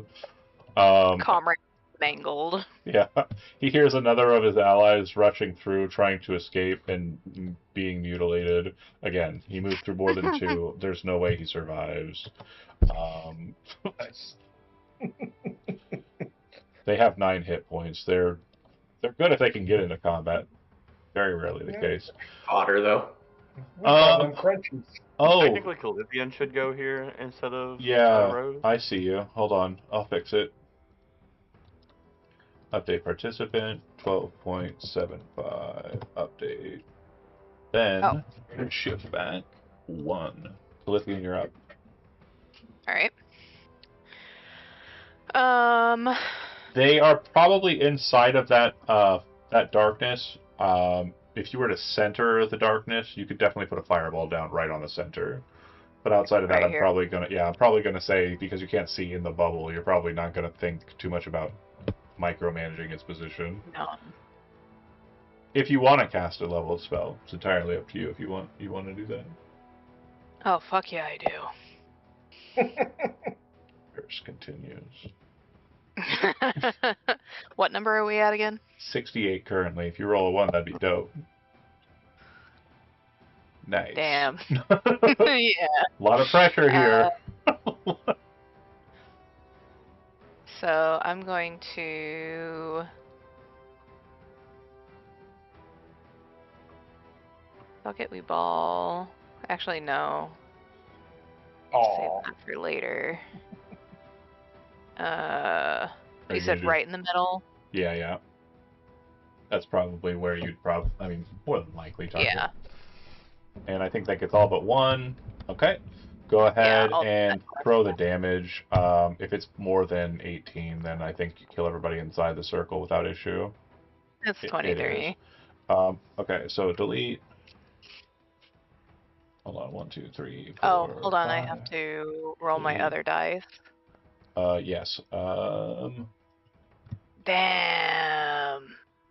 Why'd you I add should've rolled 2? that bubble spell. Huh? Why'd you add 2? I didn't. Oh, it looks like it added 2. So it should be +4, right? It had two. What? Yeah, it should be 4. So it's 72 on the curse. Weird. And then wild magic. Wild magic. Let's go! Well, if you die for the curse tonight, at least you went out with a bit of a splash. Go ahead and show I me. know, I right? love that. Show me that Oh, wild man. magic. Hold on, I gotta open my character sheet again because For they don't have sure. a hot link. Man, this is beautiful. What a beautiful night to go. Mm. Wild magic surge. God damn it. Oh, I clicked the wrong one. Sorry. It's okay. I keep No, meaning to it's do totally type fine. It's chaos. totally fine. The 2 veterans behind the explosion, they don't get full on damage. And then on the wild magic surge, a random creature within 60 feet of you has the poison condition for 1d4 hours. Okay, let's pause for a second. This is you. This guy. Random. Or this guy. It's not a choice. That's... Oh, right. Shit. Okay, so that's 60 no. feet radius from you. So let's see. We have no guys in the spike growth that are targetable. These 3 are dead. The veteran is an option. The 2 infantry on the right flank are an option. 1, 2, 3, 4, 5, 6, 7, 8, 9. Okay, so roll a d10. If we roll a 10, you can choose. And I have the numbers. It's basically right to left, top to bottom. Okay. Let's go. 1, 2, 3, 4. That would be Leary that you're targeting. So 1, Oh, I'm 2, so sorry. 3, 4. You are poisoned for 1 hour, or 1d4 hours. Roll a d4. Do I have to? 1 hour. Just one. Oh, Just 1 hour. also best A little person. poison. That's the person who could have got it. By the way, you literally can just do a bonus action and remove the poison condition using your lay on hands. Lay It'll on cost hands, you yeah. 5 points to do it. My cat hit my camera, so you can see my ceiling again, which should be illegal. Gas station Susie level poison. Yeah. You just have a little tummy ache. Just eat a roller dog. How long has this been on Three here? roller dogs. Couple weeks. They never go bad. We sell hot dogs? Okay, so then it'll go to the boulet. Ferocity is up. Go ahead and click that for me and move it in. Gain ferocity. Roll. Ooh! I realize also it should be 5. Oh, it's because, plus 1. The thing, yeah, it's plus 1. Okay. So We'll have to figure out how to That's add my that in there. ferocity. I know that your brother knows how, so definitely just yeah, check I'll with hit him Travis. up and be like, how do you do this? All right, Teach all me right. how to be star. So And for those who Yeah. might be watching this and whenever, MCDM, it's the Matt Colville cool classes, Beast Heart. Check it out. It's pretty rad. yeah, What we so we're doing gonna with- move.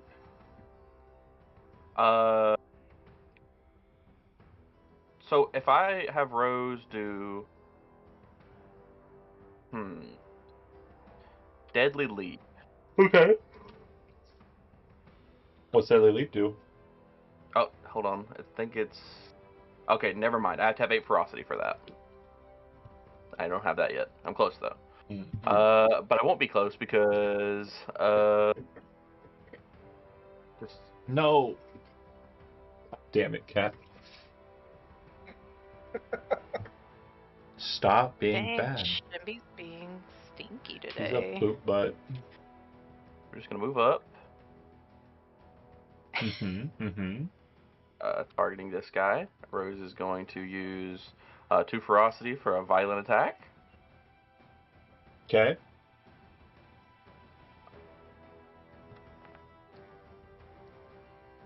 That'll hit.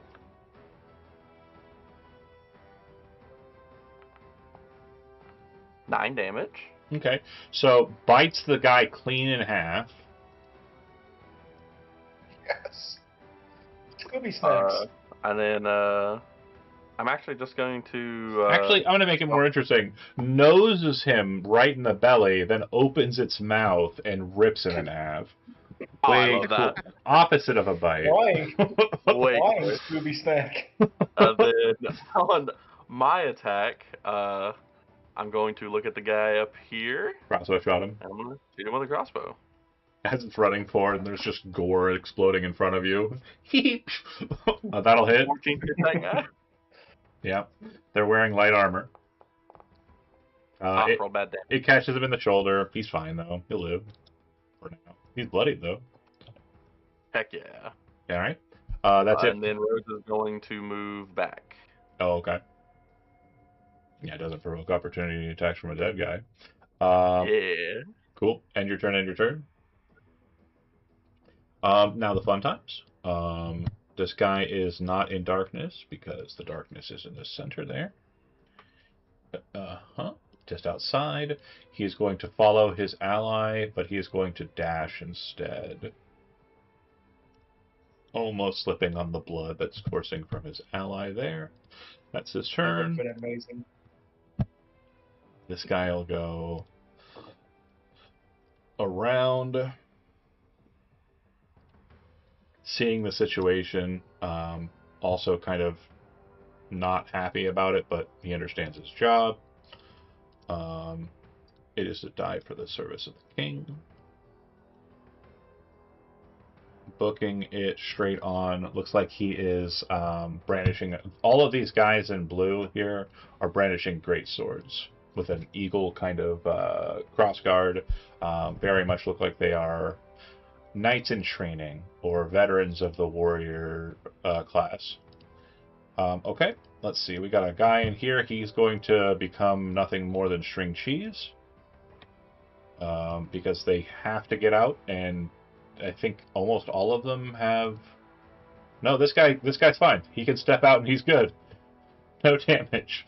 You only get it if you move into the space. Sad ranger noises. He's lucky. He's like, oh, oh! Like a fucking arm of his friend flies out. Oh!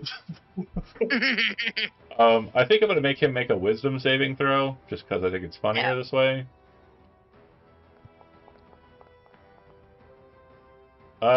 He steals himself, and it looks like he's going to chase after his commanders and stay with them in formation.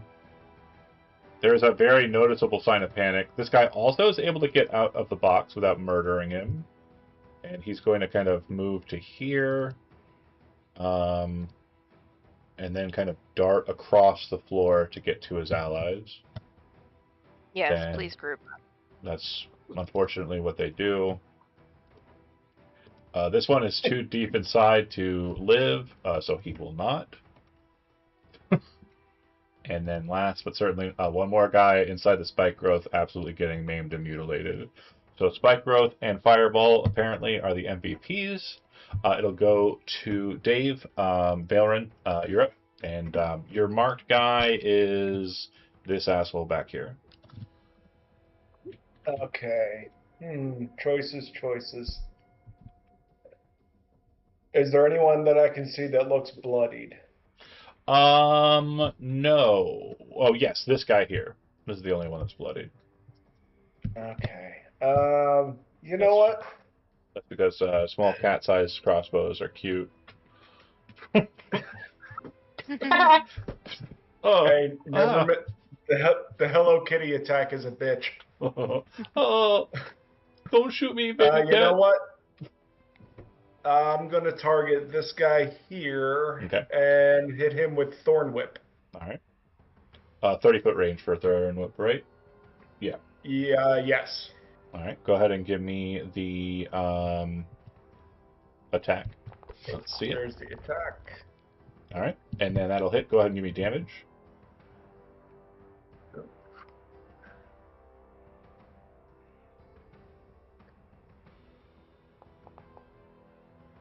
Yeah. So he's kind of running across the way to his allies, and he's looking at his commanders like, I'm coming, I'm going to form up. And then this green vine comes shooting out of Valrin's attire. Probably the whip itself, actually just extending with primal energy. Slams around his neck, and you see like a look on his face like, oh, as he's pulled a stride. It pulls 10 feet closer to you. Okay. Okay, and just because I feel like being slightly petty to the braggart, I'm just going to spin around and hit him with a crossbow or with a bow. Casting the spell Thorn Whip is an entire action, so that'll be it actually. Yep. Okay, so then I'm good. Okay. It'll move to Leary. You got some pretty formidable guys on the right side, but a pretty solid grouping on the left side. You're pretty sure the spellcasters are going to focus in on the left. But these two are the closest. I think it's time I just start taking some people out, so I'm gonna come up, target that Getting dude. rid of your poisoned condition before you attack. Probably a good idea. Do you want to? Do you have 5 points of lay on hands still? Yes, I do. All right. Then click on lay on hands, and then there should be 2 options, and one of them says remove condition or something like that.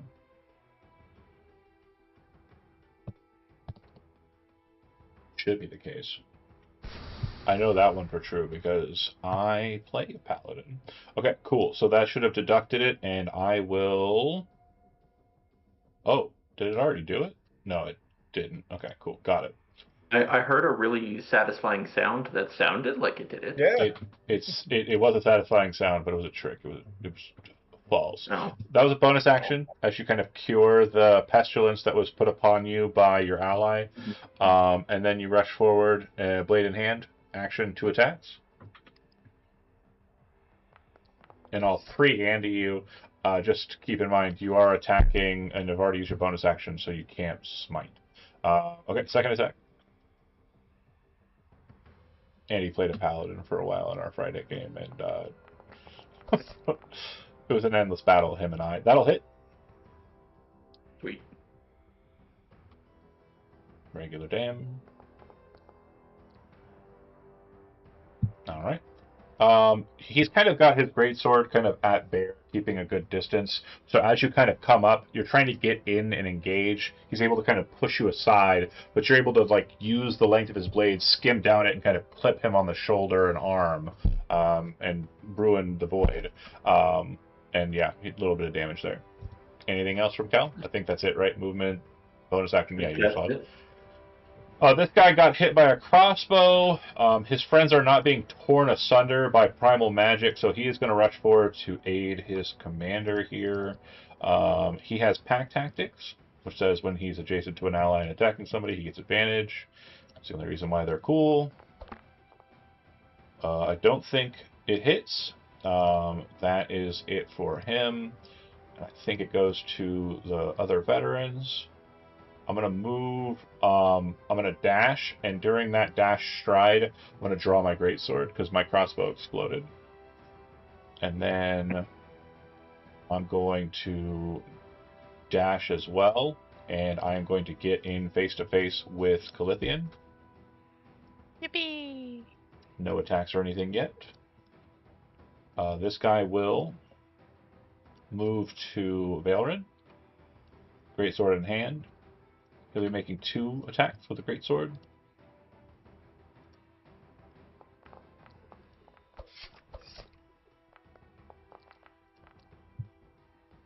And I believe he's hitting with both against Valrin. Let's see. Yep. If there were 17 or better, yep. Low on the damage there. And high on the damage. Okay, real quick, do you see in the chat right above that blast damage, there's like a box that says Balrin Sarin, and then there's a button to press? Yep. Go ahead and click that button, because you need a concentration check, DC 10, to maintain control over the spike growth. Or maintain control over the hunter's mark. Is spike growth concentration or no? No, I don't believe it is. I'll double check. Same. I don't think it should be. I don't think it should be either.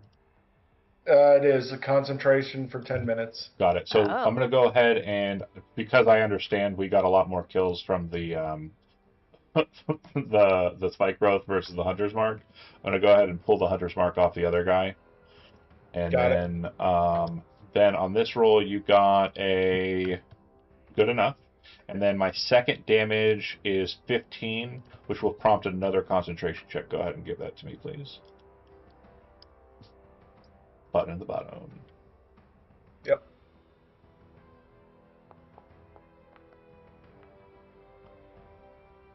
Your spike growth's concentration will terminate.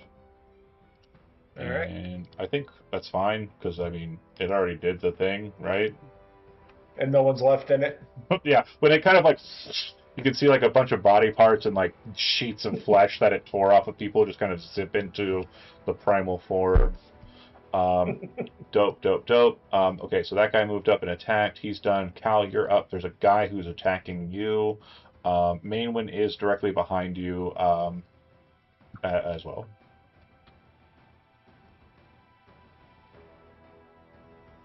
You're muted if you're talking. Oh, you're not. Okay, cool. No, sorry, I was thinking. Okay. I have 2 ways that I can do this. Well, I say go for the magic missile and then roll terrible. Keep in mind, there is a 5. If you can hit 5 exactly, it hits the number of the curse. So keep that in mind. There is a possibility to make this very strange for me by going all against like what probability says should happen.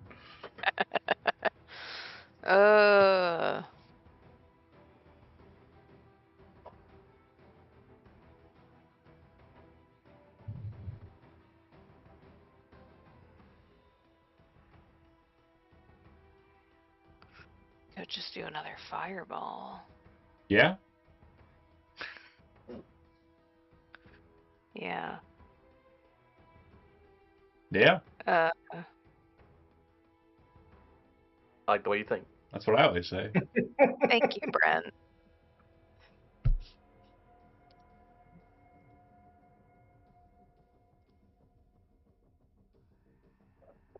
Right there. Fuck those guys. Absolutely wild. Okay. Well, homeboy who got hit by the thorn whip is absolutely like he's a dead center in it, and you see him kind of like move to it, and then the fireball hit right where he's at, and it just evaporates him. Like if you've seen like the Terminator, Judgment Day meme, like where she turns into like a skeleton and breaks apart into styrofoam, that shit happens to that guy. I got it back. Oh, you cast it at 4th level? Yeah. Fuck. All right. Spell slot is not consumed. The curse hilarity continues. So I've got these 3 here that are caught in the docket. Gonna hit that and normal. Save. Failure. Okay, so half, full. Boom. Double checking the HP here. The detonation does seem to wound the 2 closest to you as the burns kind of hit them in the back. The one on the far side, you see him kind of pull the greatsword up, and he manages to kind of deflect his vitals from getting hurt too much. And he is not bloodied by your fireball. That did 42 damage halved. Okay. So they have a decent amount of hit points, is the main thing. Cal just looks at the one in front of him. Tougher than you look. Gonna absolutely get my ass handed to me next turn. Ferocity. I think this puts us at 6 or 7. We're at 4 now because I used 2 the other one. Yeah. Gotcha. I don't want to leave main one open. Well, this guy is pressing forward. It does look like your allies being kind of harangued quite a bit. Costed. If you were to move here, you could kind of like lock in a solid defense if you were like in this position here. Yeah. Before I move, fire a crossbow shot. Yeah. Sorry, I'm trying to do this left-handed. I fucked my. I will say that this guy here is probably the dude you want to shoot too. By the way. Oh yeah, for sure. Yeah, I'm trying to use my mouse left-handed. I stood up too fast and ripped my headphone cord up, so if I don't hold it, I can't hear anything right now. Oof. Roll a 20-sided dice. Oh, by the way, Dave, if you get bored and are interested, you can make your dice look different. You can make your dice do stuff. Somebody who used to play and will probably eventually play again, when he rolls a natural 20, Thomas the Tank Engine summoned from the 20 flies up in like a spiral and then straight at the screen. So again, there's some crazy shit that you can do. Your crossbow is still perfect. That was my attack. I had to let go of the cord and I can't get it fixed. But can you hear me or no? I'm going to no, we can't. Have violent attack from. You're just talking through it. Let's see it. Sure. Violent attack on this guy down here. Attempt to at least. That'll miss. Yes, I assume. Yeah, it misses. And yeah, that's our go. Fix your shit. Switch to computer speakers. I did at one point. Do what you gotta do. Okay. This guy's going to attack Cal. He does not gain pack tactics. He's just a regular guy. He's just normal men. He's just innocent men. Just a boy. That'll hit. Yeah, we're getting some hits in. Normal on Leary. Respectable. Alright, solid blow. Comes dashing in. Leary needs to make a concentration check on the darkness, I believe. Or you can just willingly let it go if you don't want it to be there anymore. I'll just willingly let it go. Yeah, makes sense. You would see that there are just burned corpses all over the floor in the center of it now. From Lithian shenanigans to start the fight.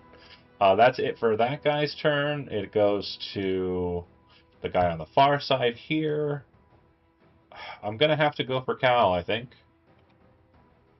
It's just too tasty a treat to not.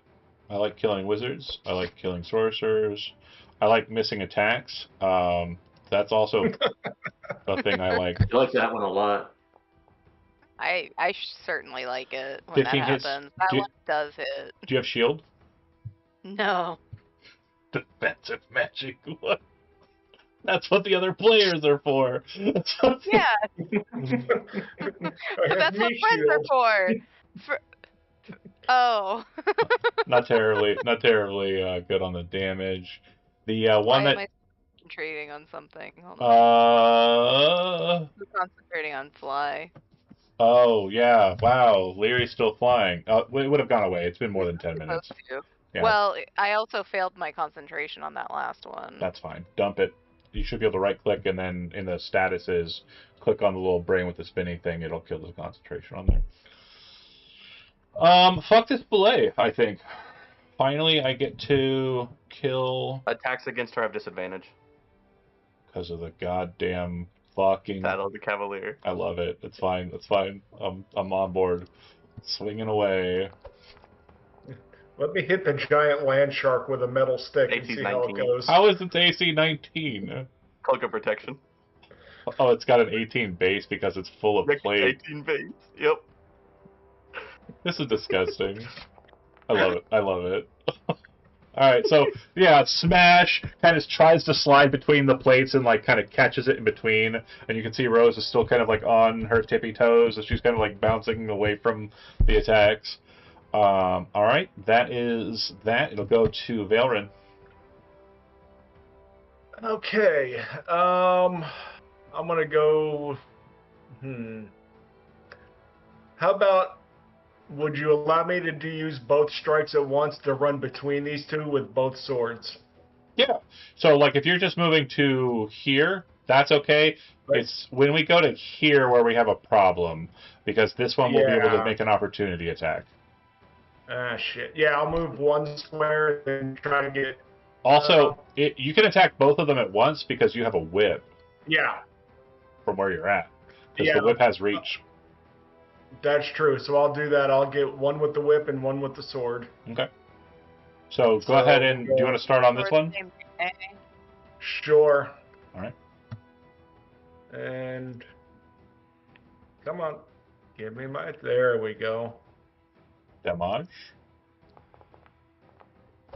That'll hit.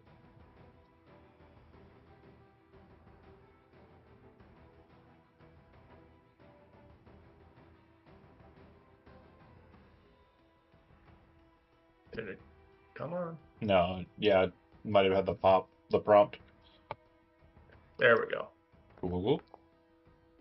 Not great. Do you want to Seriously? change target or do you want to stay focused on the same one? I'll stay focused on him and attack him again. Okay, with the scimitar, second attack, Yes. and then you have Same. your bonus action attack with your offhand. That'll hit, just on the nose. 17 is their armor class, by the way. Okay. And I believe that the whip has Seriously? It's not terribly great, but the whip has the light property, which means that Nick will take Yes. place. So you still have your bonus action, but if you'd like, your bonus action doesn't have to be used to make an attack with the whip because of the scimitar's property. So you get a third attack with the whip, and you can attack either the guy who hasn't been attacked over there on the left, or you can keep hitting this asshole. I'll go with the one here in the middle. Okay. And then this will just be, yep, perfect. And then let's see the attack. Whip-a-caw. And then damage. That'll hit.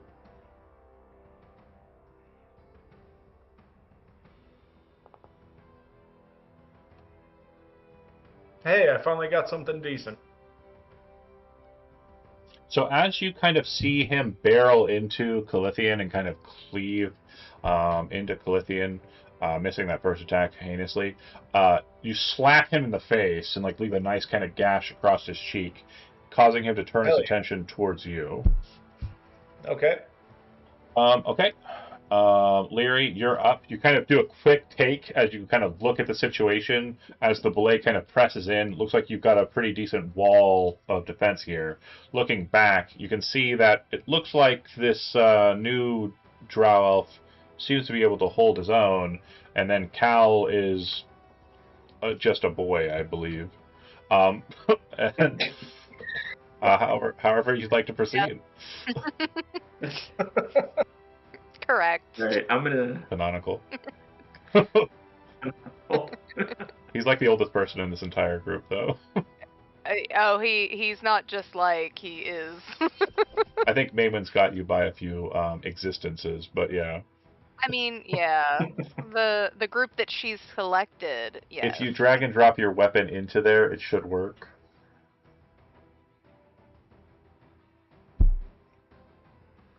If I do what now? You just cast Sacred Weapon or use Channel Divinity Sacred Weapon. Yes. So see how there's a place an item here to enchant in the box there? Mhm. If you take your weapon from your inventory and drag it and drop it into that space, it should make it enchanted. Interesting. Perfect. And now the weapon should have all the categories and benefits therein. Works for me. So I'm going to go for the person in the north. They're already targeted. Okay. I'm loving that this minion's just barely skating through. That'll hit. Sweet.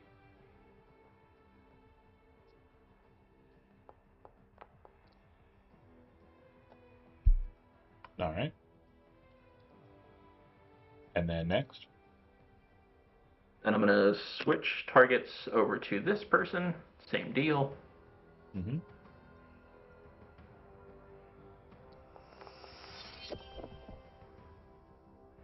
That'll hit.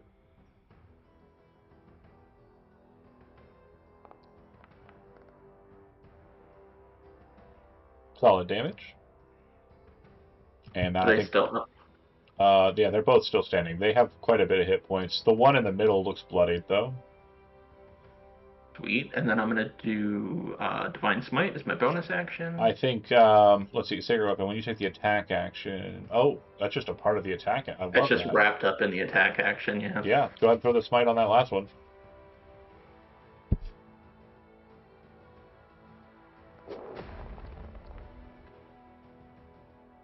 Not the worst, but not the best. Anything else? That's my turn. Yeah, and he's still standing. This guy who is he's just a little guy. He's gonna try and attack the boulet. He has advantage because of pack tactics. He has disadvantage because of a damn fucking seat. So he'll be attacking normal. I hope he hits. I hope he hits. I hope he hits. I hope he.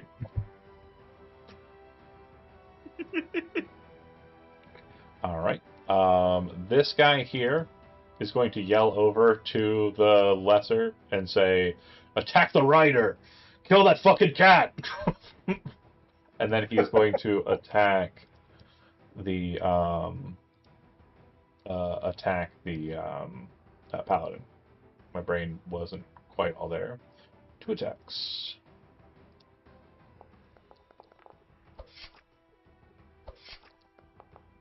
Hell yeah. Hell no.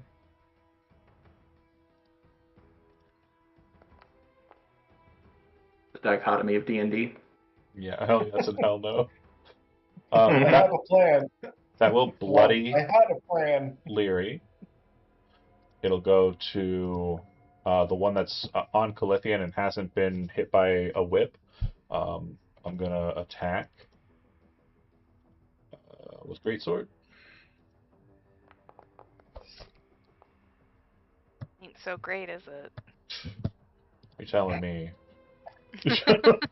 You're rolling like we did at Starfinder last night, or Tuesday night.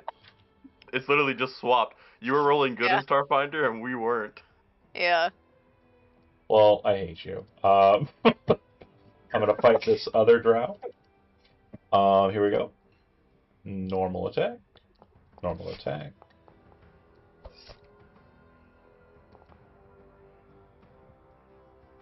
I think I got one of those. Yeah. Yep, one. I'm rolling good on the damage, though. I mean, we gotta say that, right? Yeah, you are. Yeah, you kind of like bring the whip back in, and as you kind of bring it in, you like deflect. But since you don't have like a bladed weapon here on this side, he's able to kind of sneak past your defense from the one hand and kind of catch you. Yeah, I'm definitely bloodied. Mm-hmm. Let's see. Calithian, you are up.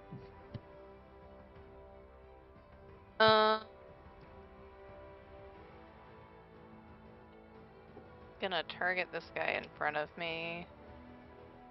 And then we're going to shocking grasp him.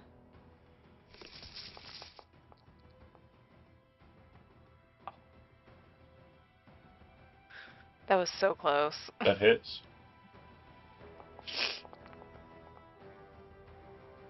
11. Mm-hmm. That kills.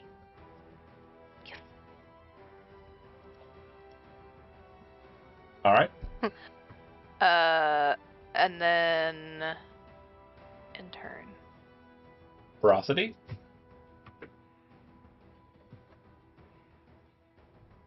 Yeah, let's see. Oh my I'm god. at 2 right now. Gain ferocity. I want to see if this is how Travis does it. It Yep. is. Okay. We learned it without him. Perfect. We don't need you, Travis. Yeah. So we're going to. I want to shoot at the little guy with my crossbow.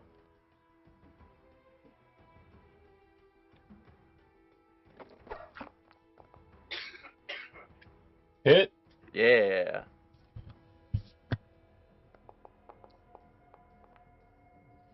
Nine damage. Now, because it's a little guy, I'm not going to be too concerned, but just as a heads up, if you are on the mount and you are using a ranged weapon, you are technically adjacent to everything the mount is adjacent to. For future reference. Oh, yeah, I don't get disadvantage because crossbow expert. No, you fucking suck. All right. Then we're going to violent attack this guy. He really thought of everything, didn't he? Normal. Stop being good. Yeah, something good at Miss. this. That'll miss, yeah. That's it? Touch. Yep. Indeed, indeed. All right. It'll go to this guy who's going to fight Cal.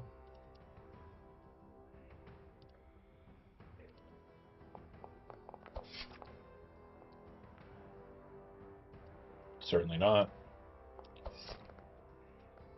Absolutely not. Then it'll go to... this one is distracted and will step forward and attack Valerin.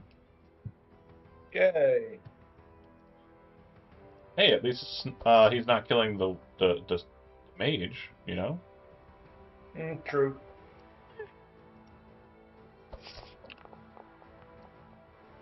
Or you, for that matter. So. Yep, that's true.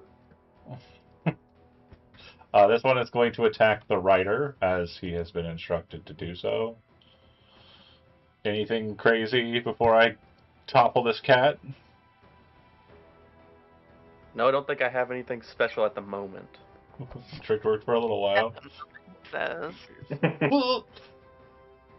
And then the second attack. Now if we can just get this damn boulet to read. Get a tablet of Sentinel. Yup. One attack. Two attack. Pretty solid damage. Owies.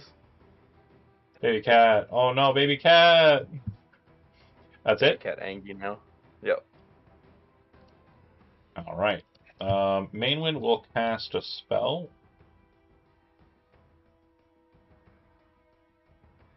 Bear with me here.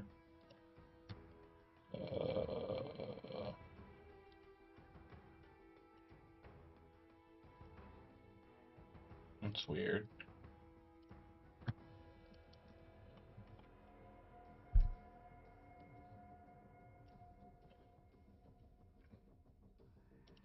Okay. I guess she'll cast it at just base level. Oh, I should probably target people before I throw it. We'll go 1, 2, 3, 4, 5.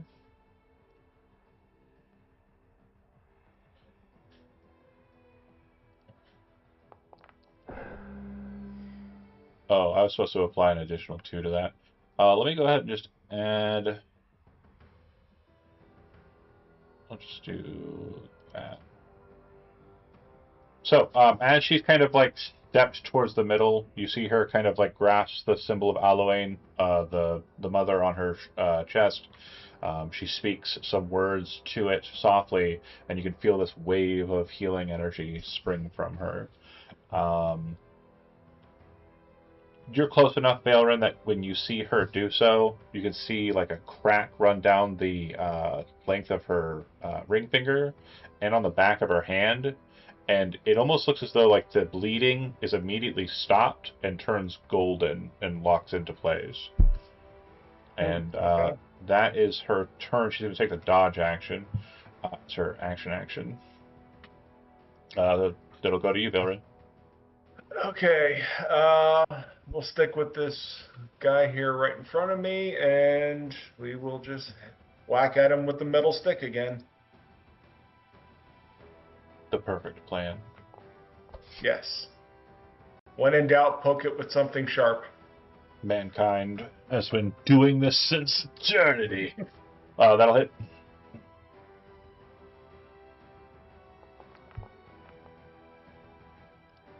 Yeah. First one will bloody. It looks like you still got the one in the middle targeted. Yeah. We'll hit him again.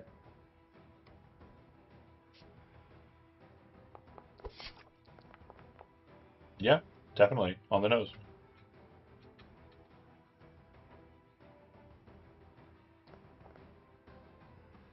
Could be doing better on those D6s, but, you know. Yeah, could be. We're living.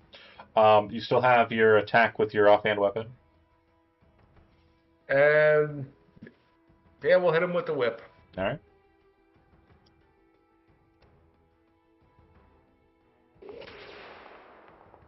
That will miss. Damn it. Yeah, as like you're kind of getting close, you kind of try to strike, and you're not able to kind of get the perfect momentum to crack it. Yeah. So it's kind of more just like a lob. I'm gonna hit you with this piece of leather also. Oh no! Not flopping leather strands at me. Leary, you're up. They pay for this in some countries. I mean, in some cities, some neighborhoods. Fair go. Leary, you are active. Yep. All right. Kicks We're aside. just gonna keep.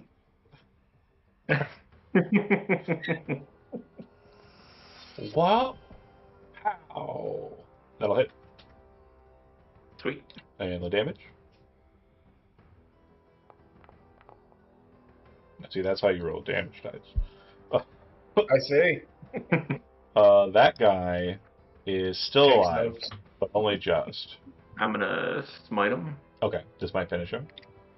I guess I said too much. Wait for the cues. I know they're coming. Yeah, well done. Smart. Tactical. Play the system. Oh, that'll kill. Yeah, he's a dead person. Sweet. And then I'm gonna switch target. Second attack. Another smack. That should be off the board. Go ahead and remove him too. Alright. That'll work. He's still standing, but I think that... Nope, not yet. Bloodied yet. Alright. That guy will reciprocate. That's fair.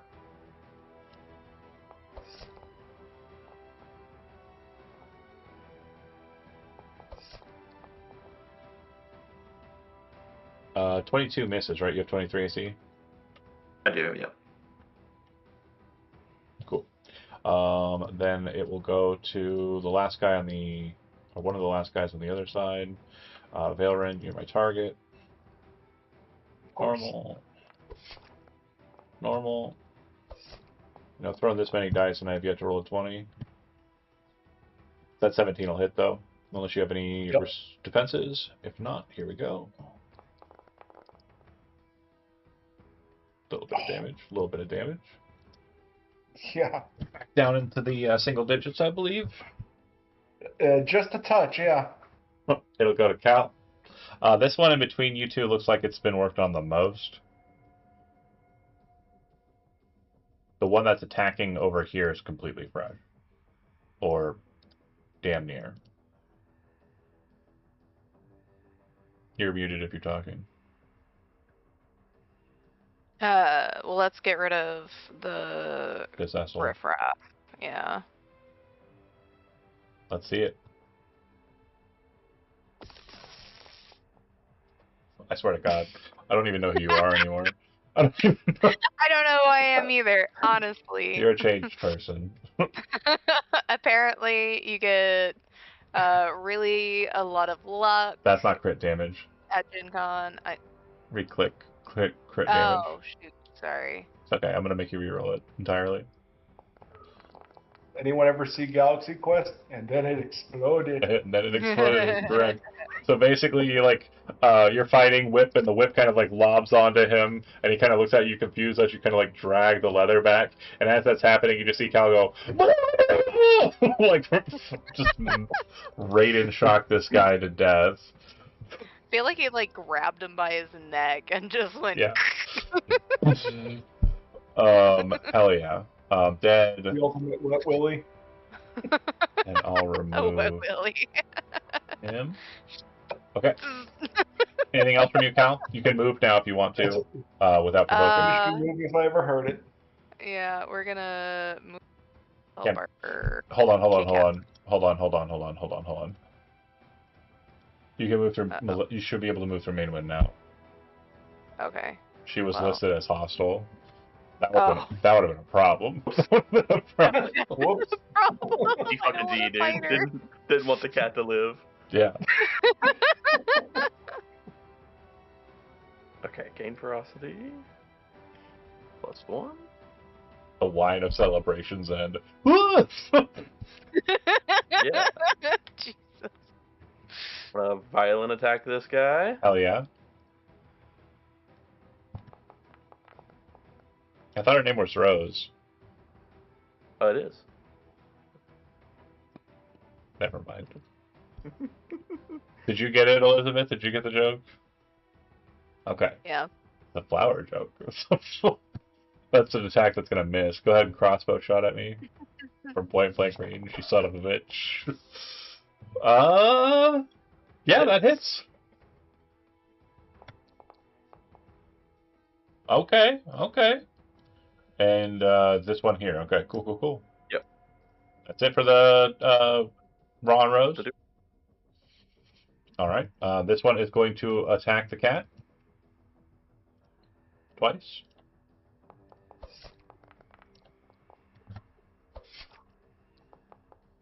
I believe I'm hitting once. On the first one, I'm going to use the reaction to use 2 ferocity to up my AC by 2. Okay. What's that ability called? Yeah, give me 1 second. I'll click it for you. All right.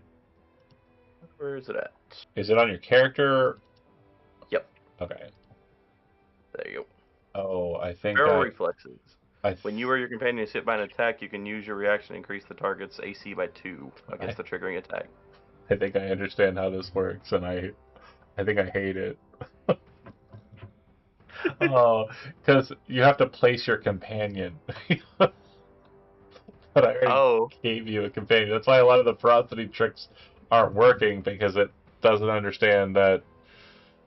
Yeah, okay, we'll figure that out. I gotta figure that out with the other one as well. Okay. So you're fine. You'll live. It'll go to Mainwind. Is anybody bloodied still? Yes. Yep, same here. Oh, More than one person? Okay.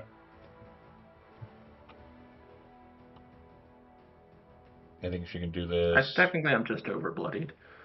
I think she can do this a couple more times. I passed bloodied 5 exits ago. She'll dull out the healing. Oh, I forgot to add the 2. I'm just gonna hold on. Let's try it again. Right. Click the healing. +2. I don't know why it's not automatically added. Okay.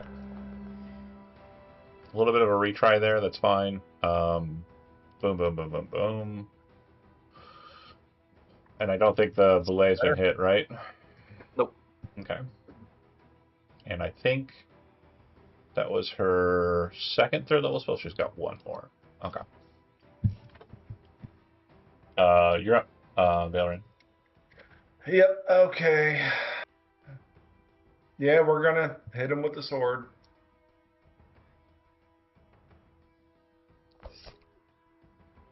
Hell yeah, you are. Go ahead, when you click the damage, make sure you click the critical damages go around. Got it. You've got to be shitting me. That's fucking wild. Make us. You know what's funniest about this, I'm gonna switch Dave? swords. You know what's funny about this, Dave? He's at a 1, isn't he? You just learned what chatting is, and you've done it twice in one night, buddy. I love this. All right, second Go attack. again. New sword. New sword. A different sword. Yep. We'll pull the other sword out. Okay. And yeah, just so you understand how item interactions work in this, you can switch your weapon itinerary once per turn, Okay. and it's totally fine. You can drop both weapons and drop 2 new weapons, or if you have a shield and a sword combo, you can switch to like a ranged weapon. It's more Baldur's Gate 3 rules than the actual book. Yeah, I haven't played that. Well, you should. It's really great. Whip attack. And by the looks of things, it might just be the case that you just go full whip. Yeah, if it keeps working well enough. The Bandolero Drist with the 2 whips and guns. Hey, I'll go from a sword slinger to I'll go Belmont. It's okay. Yeah, there's revolvers for sale too. Genji's got some guns. Yeah, that hits. Let's see that crit, or let's see that regular damage. Regular damage, not crit. Crit was before. That sucked. This is gonna be good. No, it's not. No, it's not. I'm just gonna go sit in the corner. I think you just need It's bigger fine. He was dice. status. He did only have 1 hit point though, so he is dead. But Thank God. that is it. I can hit fine. Yeah, it's just the death by 1,000 cuts kind of situation. Pile on him a little bit. Leary, you're up. All right. Keep it simple, doing what I've been doing. Till I can get out of here at least.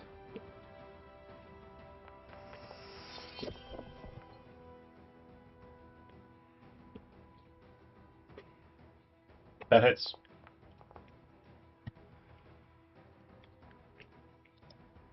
Solid. We're gonna throw on what I think is my last Divine Smite. Well, for first level, you still have second level spells.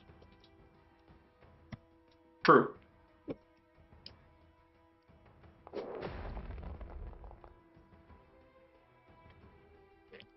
All right. Second attack. I completely forgot that existed. Thank you. Totally fine. That'll miss. It's almost like it didn't exist. Exactly. And then bonus action, no movement. Got it. Cool. This guy is still engaged with Leary. Full on just smacking. We're gonna fight it out. Yeah, they're just smashing metal, meat together. This is great. Boom. Probably not. And also no. Okay. I think I still have people targeted in all caps there. Cool.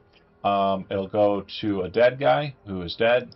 He's dead now, and he died. Okay. Then it'll go to Cal. Uh, uh, firebolt this asshole over here. Okay. Nice shot. Or I could magic missile. No, It's I literally already. your call. Okay. I guarantee you, if you magic missile, though, I just don't think that's a great idea. We're No, at it's fair. 72, so you would need to roll a 2 for hilarity's sake. 13's gonna miss. It'll cut to Rose and our wounded boy. Real quick note, for you, Brent, because you're doing a lot of tactical cool shit. I just want to make sure you're aware that this is a thing you can do. Dismounting the steed in a 5-foot kind of position doesn't provoke opportunity attacks because you're not moving, you're just leaving the mount. And it only costs you 5 feet of movement. So if you wanted to like drop off the back ass of it, you could literally just have a big ass steed in front of you. But you might want to shoot first, then dip. It'll no longer have the benefits of the saddle because you're no longer riding it, but at least you're not getting your ass beat. You're muted if you're saying things to me. Oh, sorry, true. Rose is gonna hit. Okay, yeah, that's something that's true. It'll For do 10 damage. some damage. Okay, yeah, still And standing. then he gets pushed 5 feet back. That's very cool, actually. Yeah, and then let's see. Crossbow? My turn. Yeah, I'm gonna crossbow him. I actually have another thing I was planning on doing, but I can't burrow here, so Well, obviously that's the trick, right? 18 to hit. That'll work. Oh yeah, Rose has a thing where if she burrows under someone's feet, they have to make a dex save or they're prone. Well, if you want to burrow, you can, but Yeah, no. kind of close to those pillars. Yeah. Bam. That works. Yeah. And then, does this guy look like he's still focused on me, or does he look like he might go for Galithian? Oh, no, it very much looks like he's focused on you. Calithian's just a glint of brightness off to the corner there with that firebolt that didn't hit a damn thing. Then Rose is going to move... oh. Rose is going to move over here. Oh, yeah? And that's it for the Raw and Rose combo? Yep. Love it. This guy sees you run and will chase. I'm going to attack that cat. Dang, I was hoping I was out of range. I was told to attack that cat. I'm going to hit that cat. Yeah, I can't block that one. I'm going to kill that cat. Oh. Don't kill the kitty cat. Is the cat down? No, I got healed earlier, so I'm full HP. Oh, okay. Well, then swing it again. Okay, We'll fix that. That misses. All right. Well, Mainwind sees that you're all pretty well to do, and she kind of, with the wounds, kind of drops to a knee and kind of breathes a little bit. She looks like she's a bit out of it. It'll go to you, Vaelrin. It looks like the only surviving targets are here and here. Yep, I'm gonna go for this one with the bow. Got it?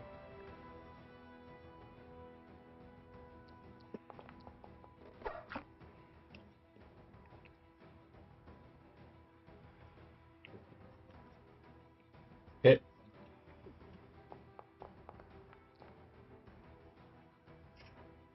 Oh no. That's some pretty low rolls on the damage. You know? Alright, second attack. Yeah, lather, rinse, repeat.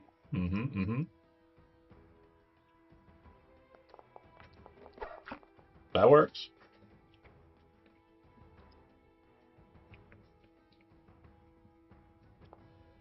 If you roll double digits, I'm so sorry, Dave. It honestly. You know what? with everything the way it's going, I'd Okay. understand if you'd never wanted to play again. But No, I hope you're having fun. This is part of it, man. Yeah, I rolling let bad the dice. dice Just gotta pick the troll you the mission first as it session. was, so Yeah. the dice chose this, so That's it for Valrin. It'll go to Leary. yeah.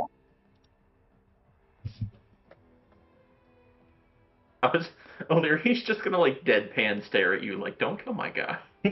Like, I've been fighting this guy for 15 minutes. well, what's funny about it though, like it's like you're kind of familiar with killing things, right? Especially people you just had the conflict with the King's Legion, so like you're looking at where all the arrows are hitting this guy, and you're like, that's not lethal.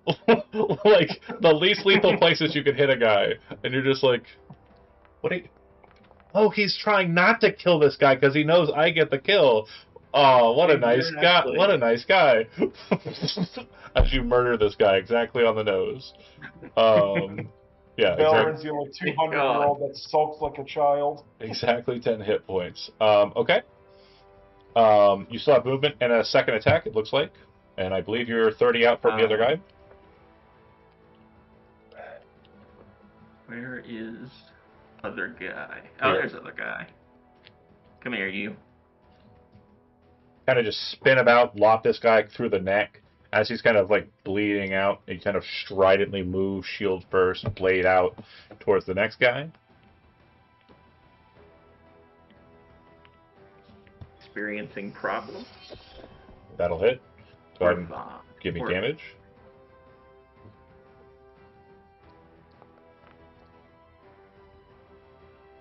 Yeah, and as it kind of like you see him like attacking up at the cat, and the cat's like, "Ugh, leave me alone!" trying to run away. You see this drow just kind of flying with like the shield forward, sword out, lance right through the guy's back.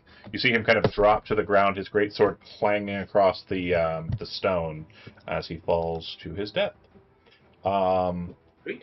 In the next moments, we're going to go through everybody and just kind of discuss what your aftermath in the combat would be. Also, time-wise, we have about 12 minutes, so it's pretty much just going to lead into the kind of narrative beat. But if there's anything you want to do in the immediate aftermath of the combat, starting with Brent, what would you like to do? I'm just like popped down next to Rose since we're not in combat anymore. Mhm. Just like rubbing on her chin and just petting on her. Okay. Nothing like physical, just more narratively. He's happy. Hmm. And then, yeah, the ferocity will key to the healing. I don't think she needs it. Then it'll go to Cody. What is Leary doing in the immediate aftermath of the fight?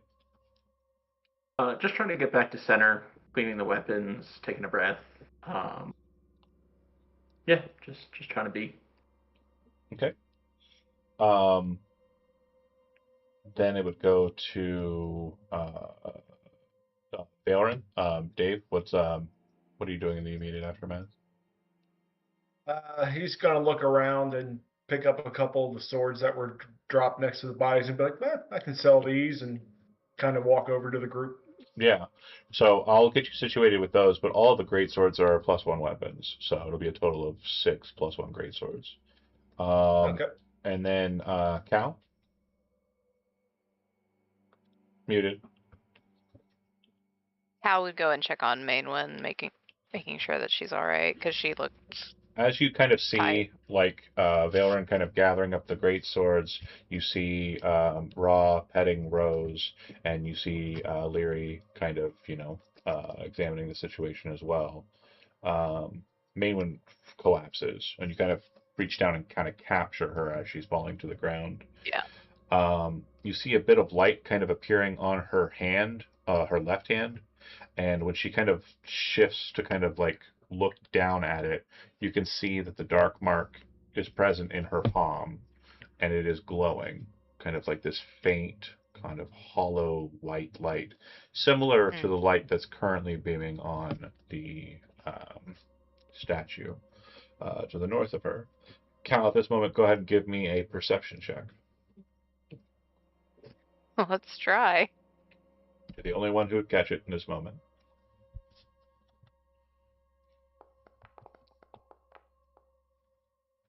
11. Yeah, there's just I don't know. It just feels weird. You don't know what you're not able to kind of see through what's going on here, this moment. But she looks up at you as you're kind of holding her, and obviously you're not very strong, so you're kind of having a bit of a. Strangely, she weighs a lot more than you thought she would. Like not He's in. probably having to brace her against his knee or something. Yeah, and like if you kind of like glance your hand against her like hand or whatever, she feels very cold as well. Obviously, just randomly touching the person who's having you at their house is not something that's been done. This is the first time like that you can think of that you've ever actually like touched Mainwin, and you're not sure if this has always been the case that she's had this cold kind of texture or feel to her, or if it's something that's happened more manifestly new after her ritual and Gabriel. She looks up at you, her eyes almost pleading, and she says, "The crypt, please, the crypt." And she'll kind of like look over towards this stairwell off to the side of the pews. Oh, you're kidding. My what? Oh, no. Sorry. Okay. This big circular one here. Yeah, that's right. Okay. He'd ask, can someone stronger help me carry her? Sure. Okay. He'd kind of help. We need to go to this, um, the stairwell over here there's a crypt, she says. Okay. As you take her into your arms, Valerie, and all the things before are kind of noted. She does feel cold. There's just a very strangeness to her, just weight as well. I mean, if she were regular human, she might weigh 130, just on height and, size.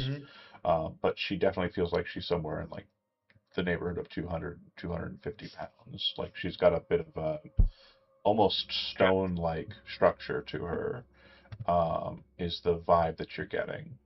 Um, when you descend down the stairs with her, you come down into a place that does not appear to be accosted by the sheer depths of mist that are present in this cathedral and outside it in the city beyond. This place is cleared. Um, did anyone here accompany Leon to the crypt just off the King's Road, where Thorn gained last rites and was called noble? Was anybody here present for that? Obviously, the two new people have no idea. Cal, I think it was a bit after Cody came in, and then yeah, Calithian I don't think was there. So the crypt, very much stylistically and structure-wise, is identical to what you'd expect from the craftsmanship of the king, and the expected kind of structuring here is identical to what you've heard described of a crypt not too far from, oh god, a crypt not too far from the manor fort. In the center is an obelisk. There are coffins that are kind of perused around it, or placed around it. There are structures to the south that look like they have been broken due either to some form of violence or something to that effect. There are also strangely pickaxes all over the place that look like they were utilized to rob and take from this crypt. There are shelves that have been kind of messed with. Despite all that, it looks like someone or something has taken the time to light all of the candles, perform all of the prayer rites, and make sure that everything is ready to receive anybody who wishes to pray to the three. The thing that is most noteworthy in this for you who are religiously trained is that everywhere there should be a symbol of the three, which is basically just a three-leaf clover or kind of a spiral with three arms. Instead, you see four-leaf clovers and a spiral with four arms. Mainwin gestures to the northern side where you see a massive door that has four symbols on it. the Atavian cross, the Ashtari cross, the Aloane crescent and star, and a very strange-looking fourth symbol, which appears to be an hourglass. Ooh, spooky. Mhm. For Let's Leary, go there. that symbol is strangely familiar, and as you're looking at it, you recall the strange man in the cabin in the woods. It was a symbol that was on the book he had. Huh, that hermit that we found, that set up a base for us. Please, quickly. Interesting. The door, she says. The door. And she obviously is not able to power herself that way, but Valrin, I hope that you're taking her there. Yes. Hal would go kind of gesture Yeah. and move. She holds her hand up as you close in on the door, and you can see a kind of strange, eerie tether form between her dark mark and the door's center. There's a loud sound of mechanism, and you can hear the twisting of gears, the machinations of slides, and what have you. And the doors open, revealing beyond a very beautiful but at the same time terrifying sight. There are 7 graves inside of this space. All of the graves appear to depict a feminine form, and each appears to be of an angelic styling. The statue in the center appears to have been defiled. It looks like it has been broken. Pieces of its top are shattered to the ground, and despite that, it is the only grave in the entirety of this space that looks like it has been given adornment. There are candles, and there are roses and flowers that have been placed all around this specific sarcophagus, whereas the other ones have been left blank. 7 is a strange number to have present for those who are kind of religious adjacent. It's not really a number that comes up very much in what you understand as religion. But yeah.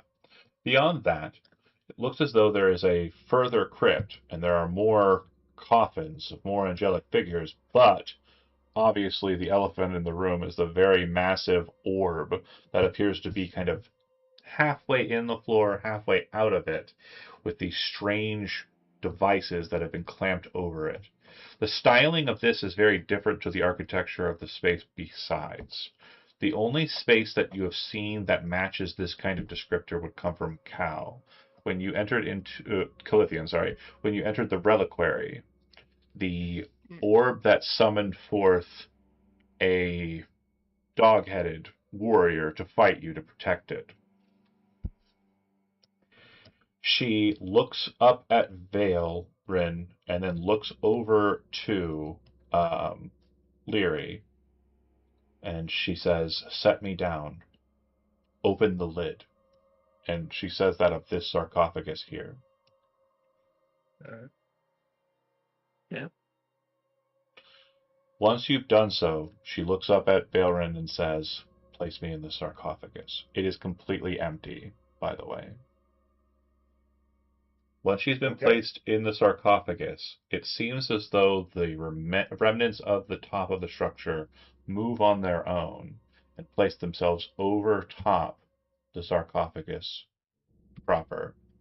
The orb's light seems to become a brighter red and then gold color.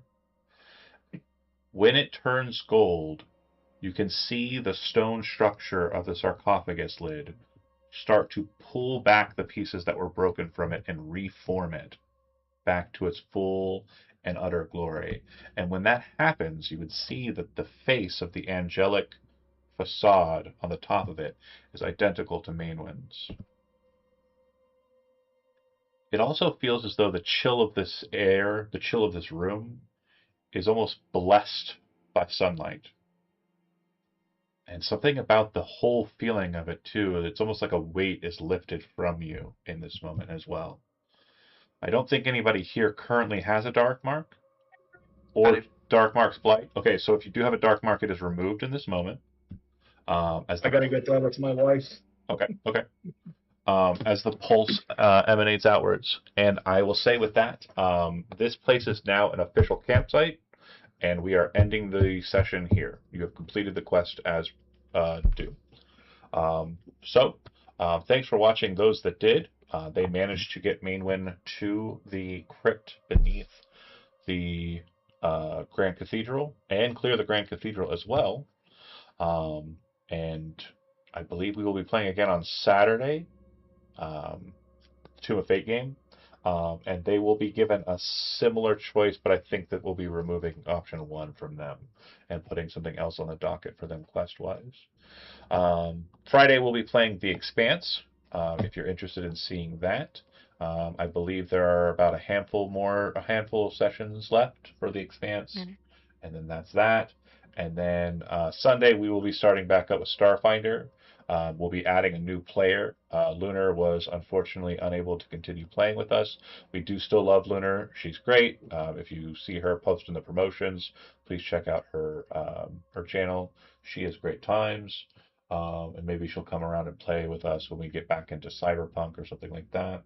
And then I'm going to be running a shit ton of games next week. It's going to be Monday, Tuesday, Wednesday, Thursday. I'm just running a bunch of games because why not? And also, we got 26 sessions to run, and yeah, might as well. If you were watching, thanks for watching, and we will see you on the next game. Ciao for now.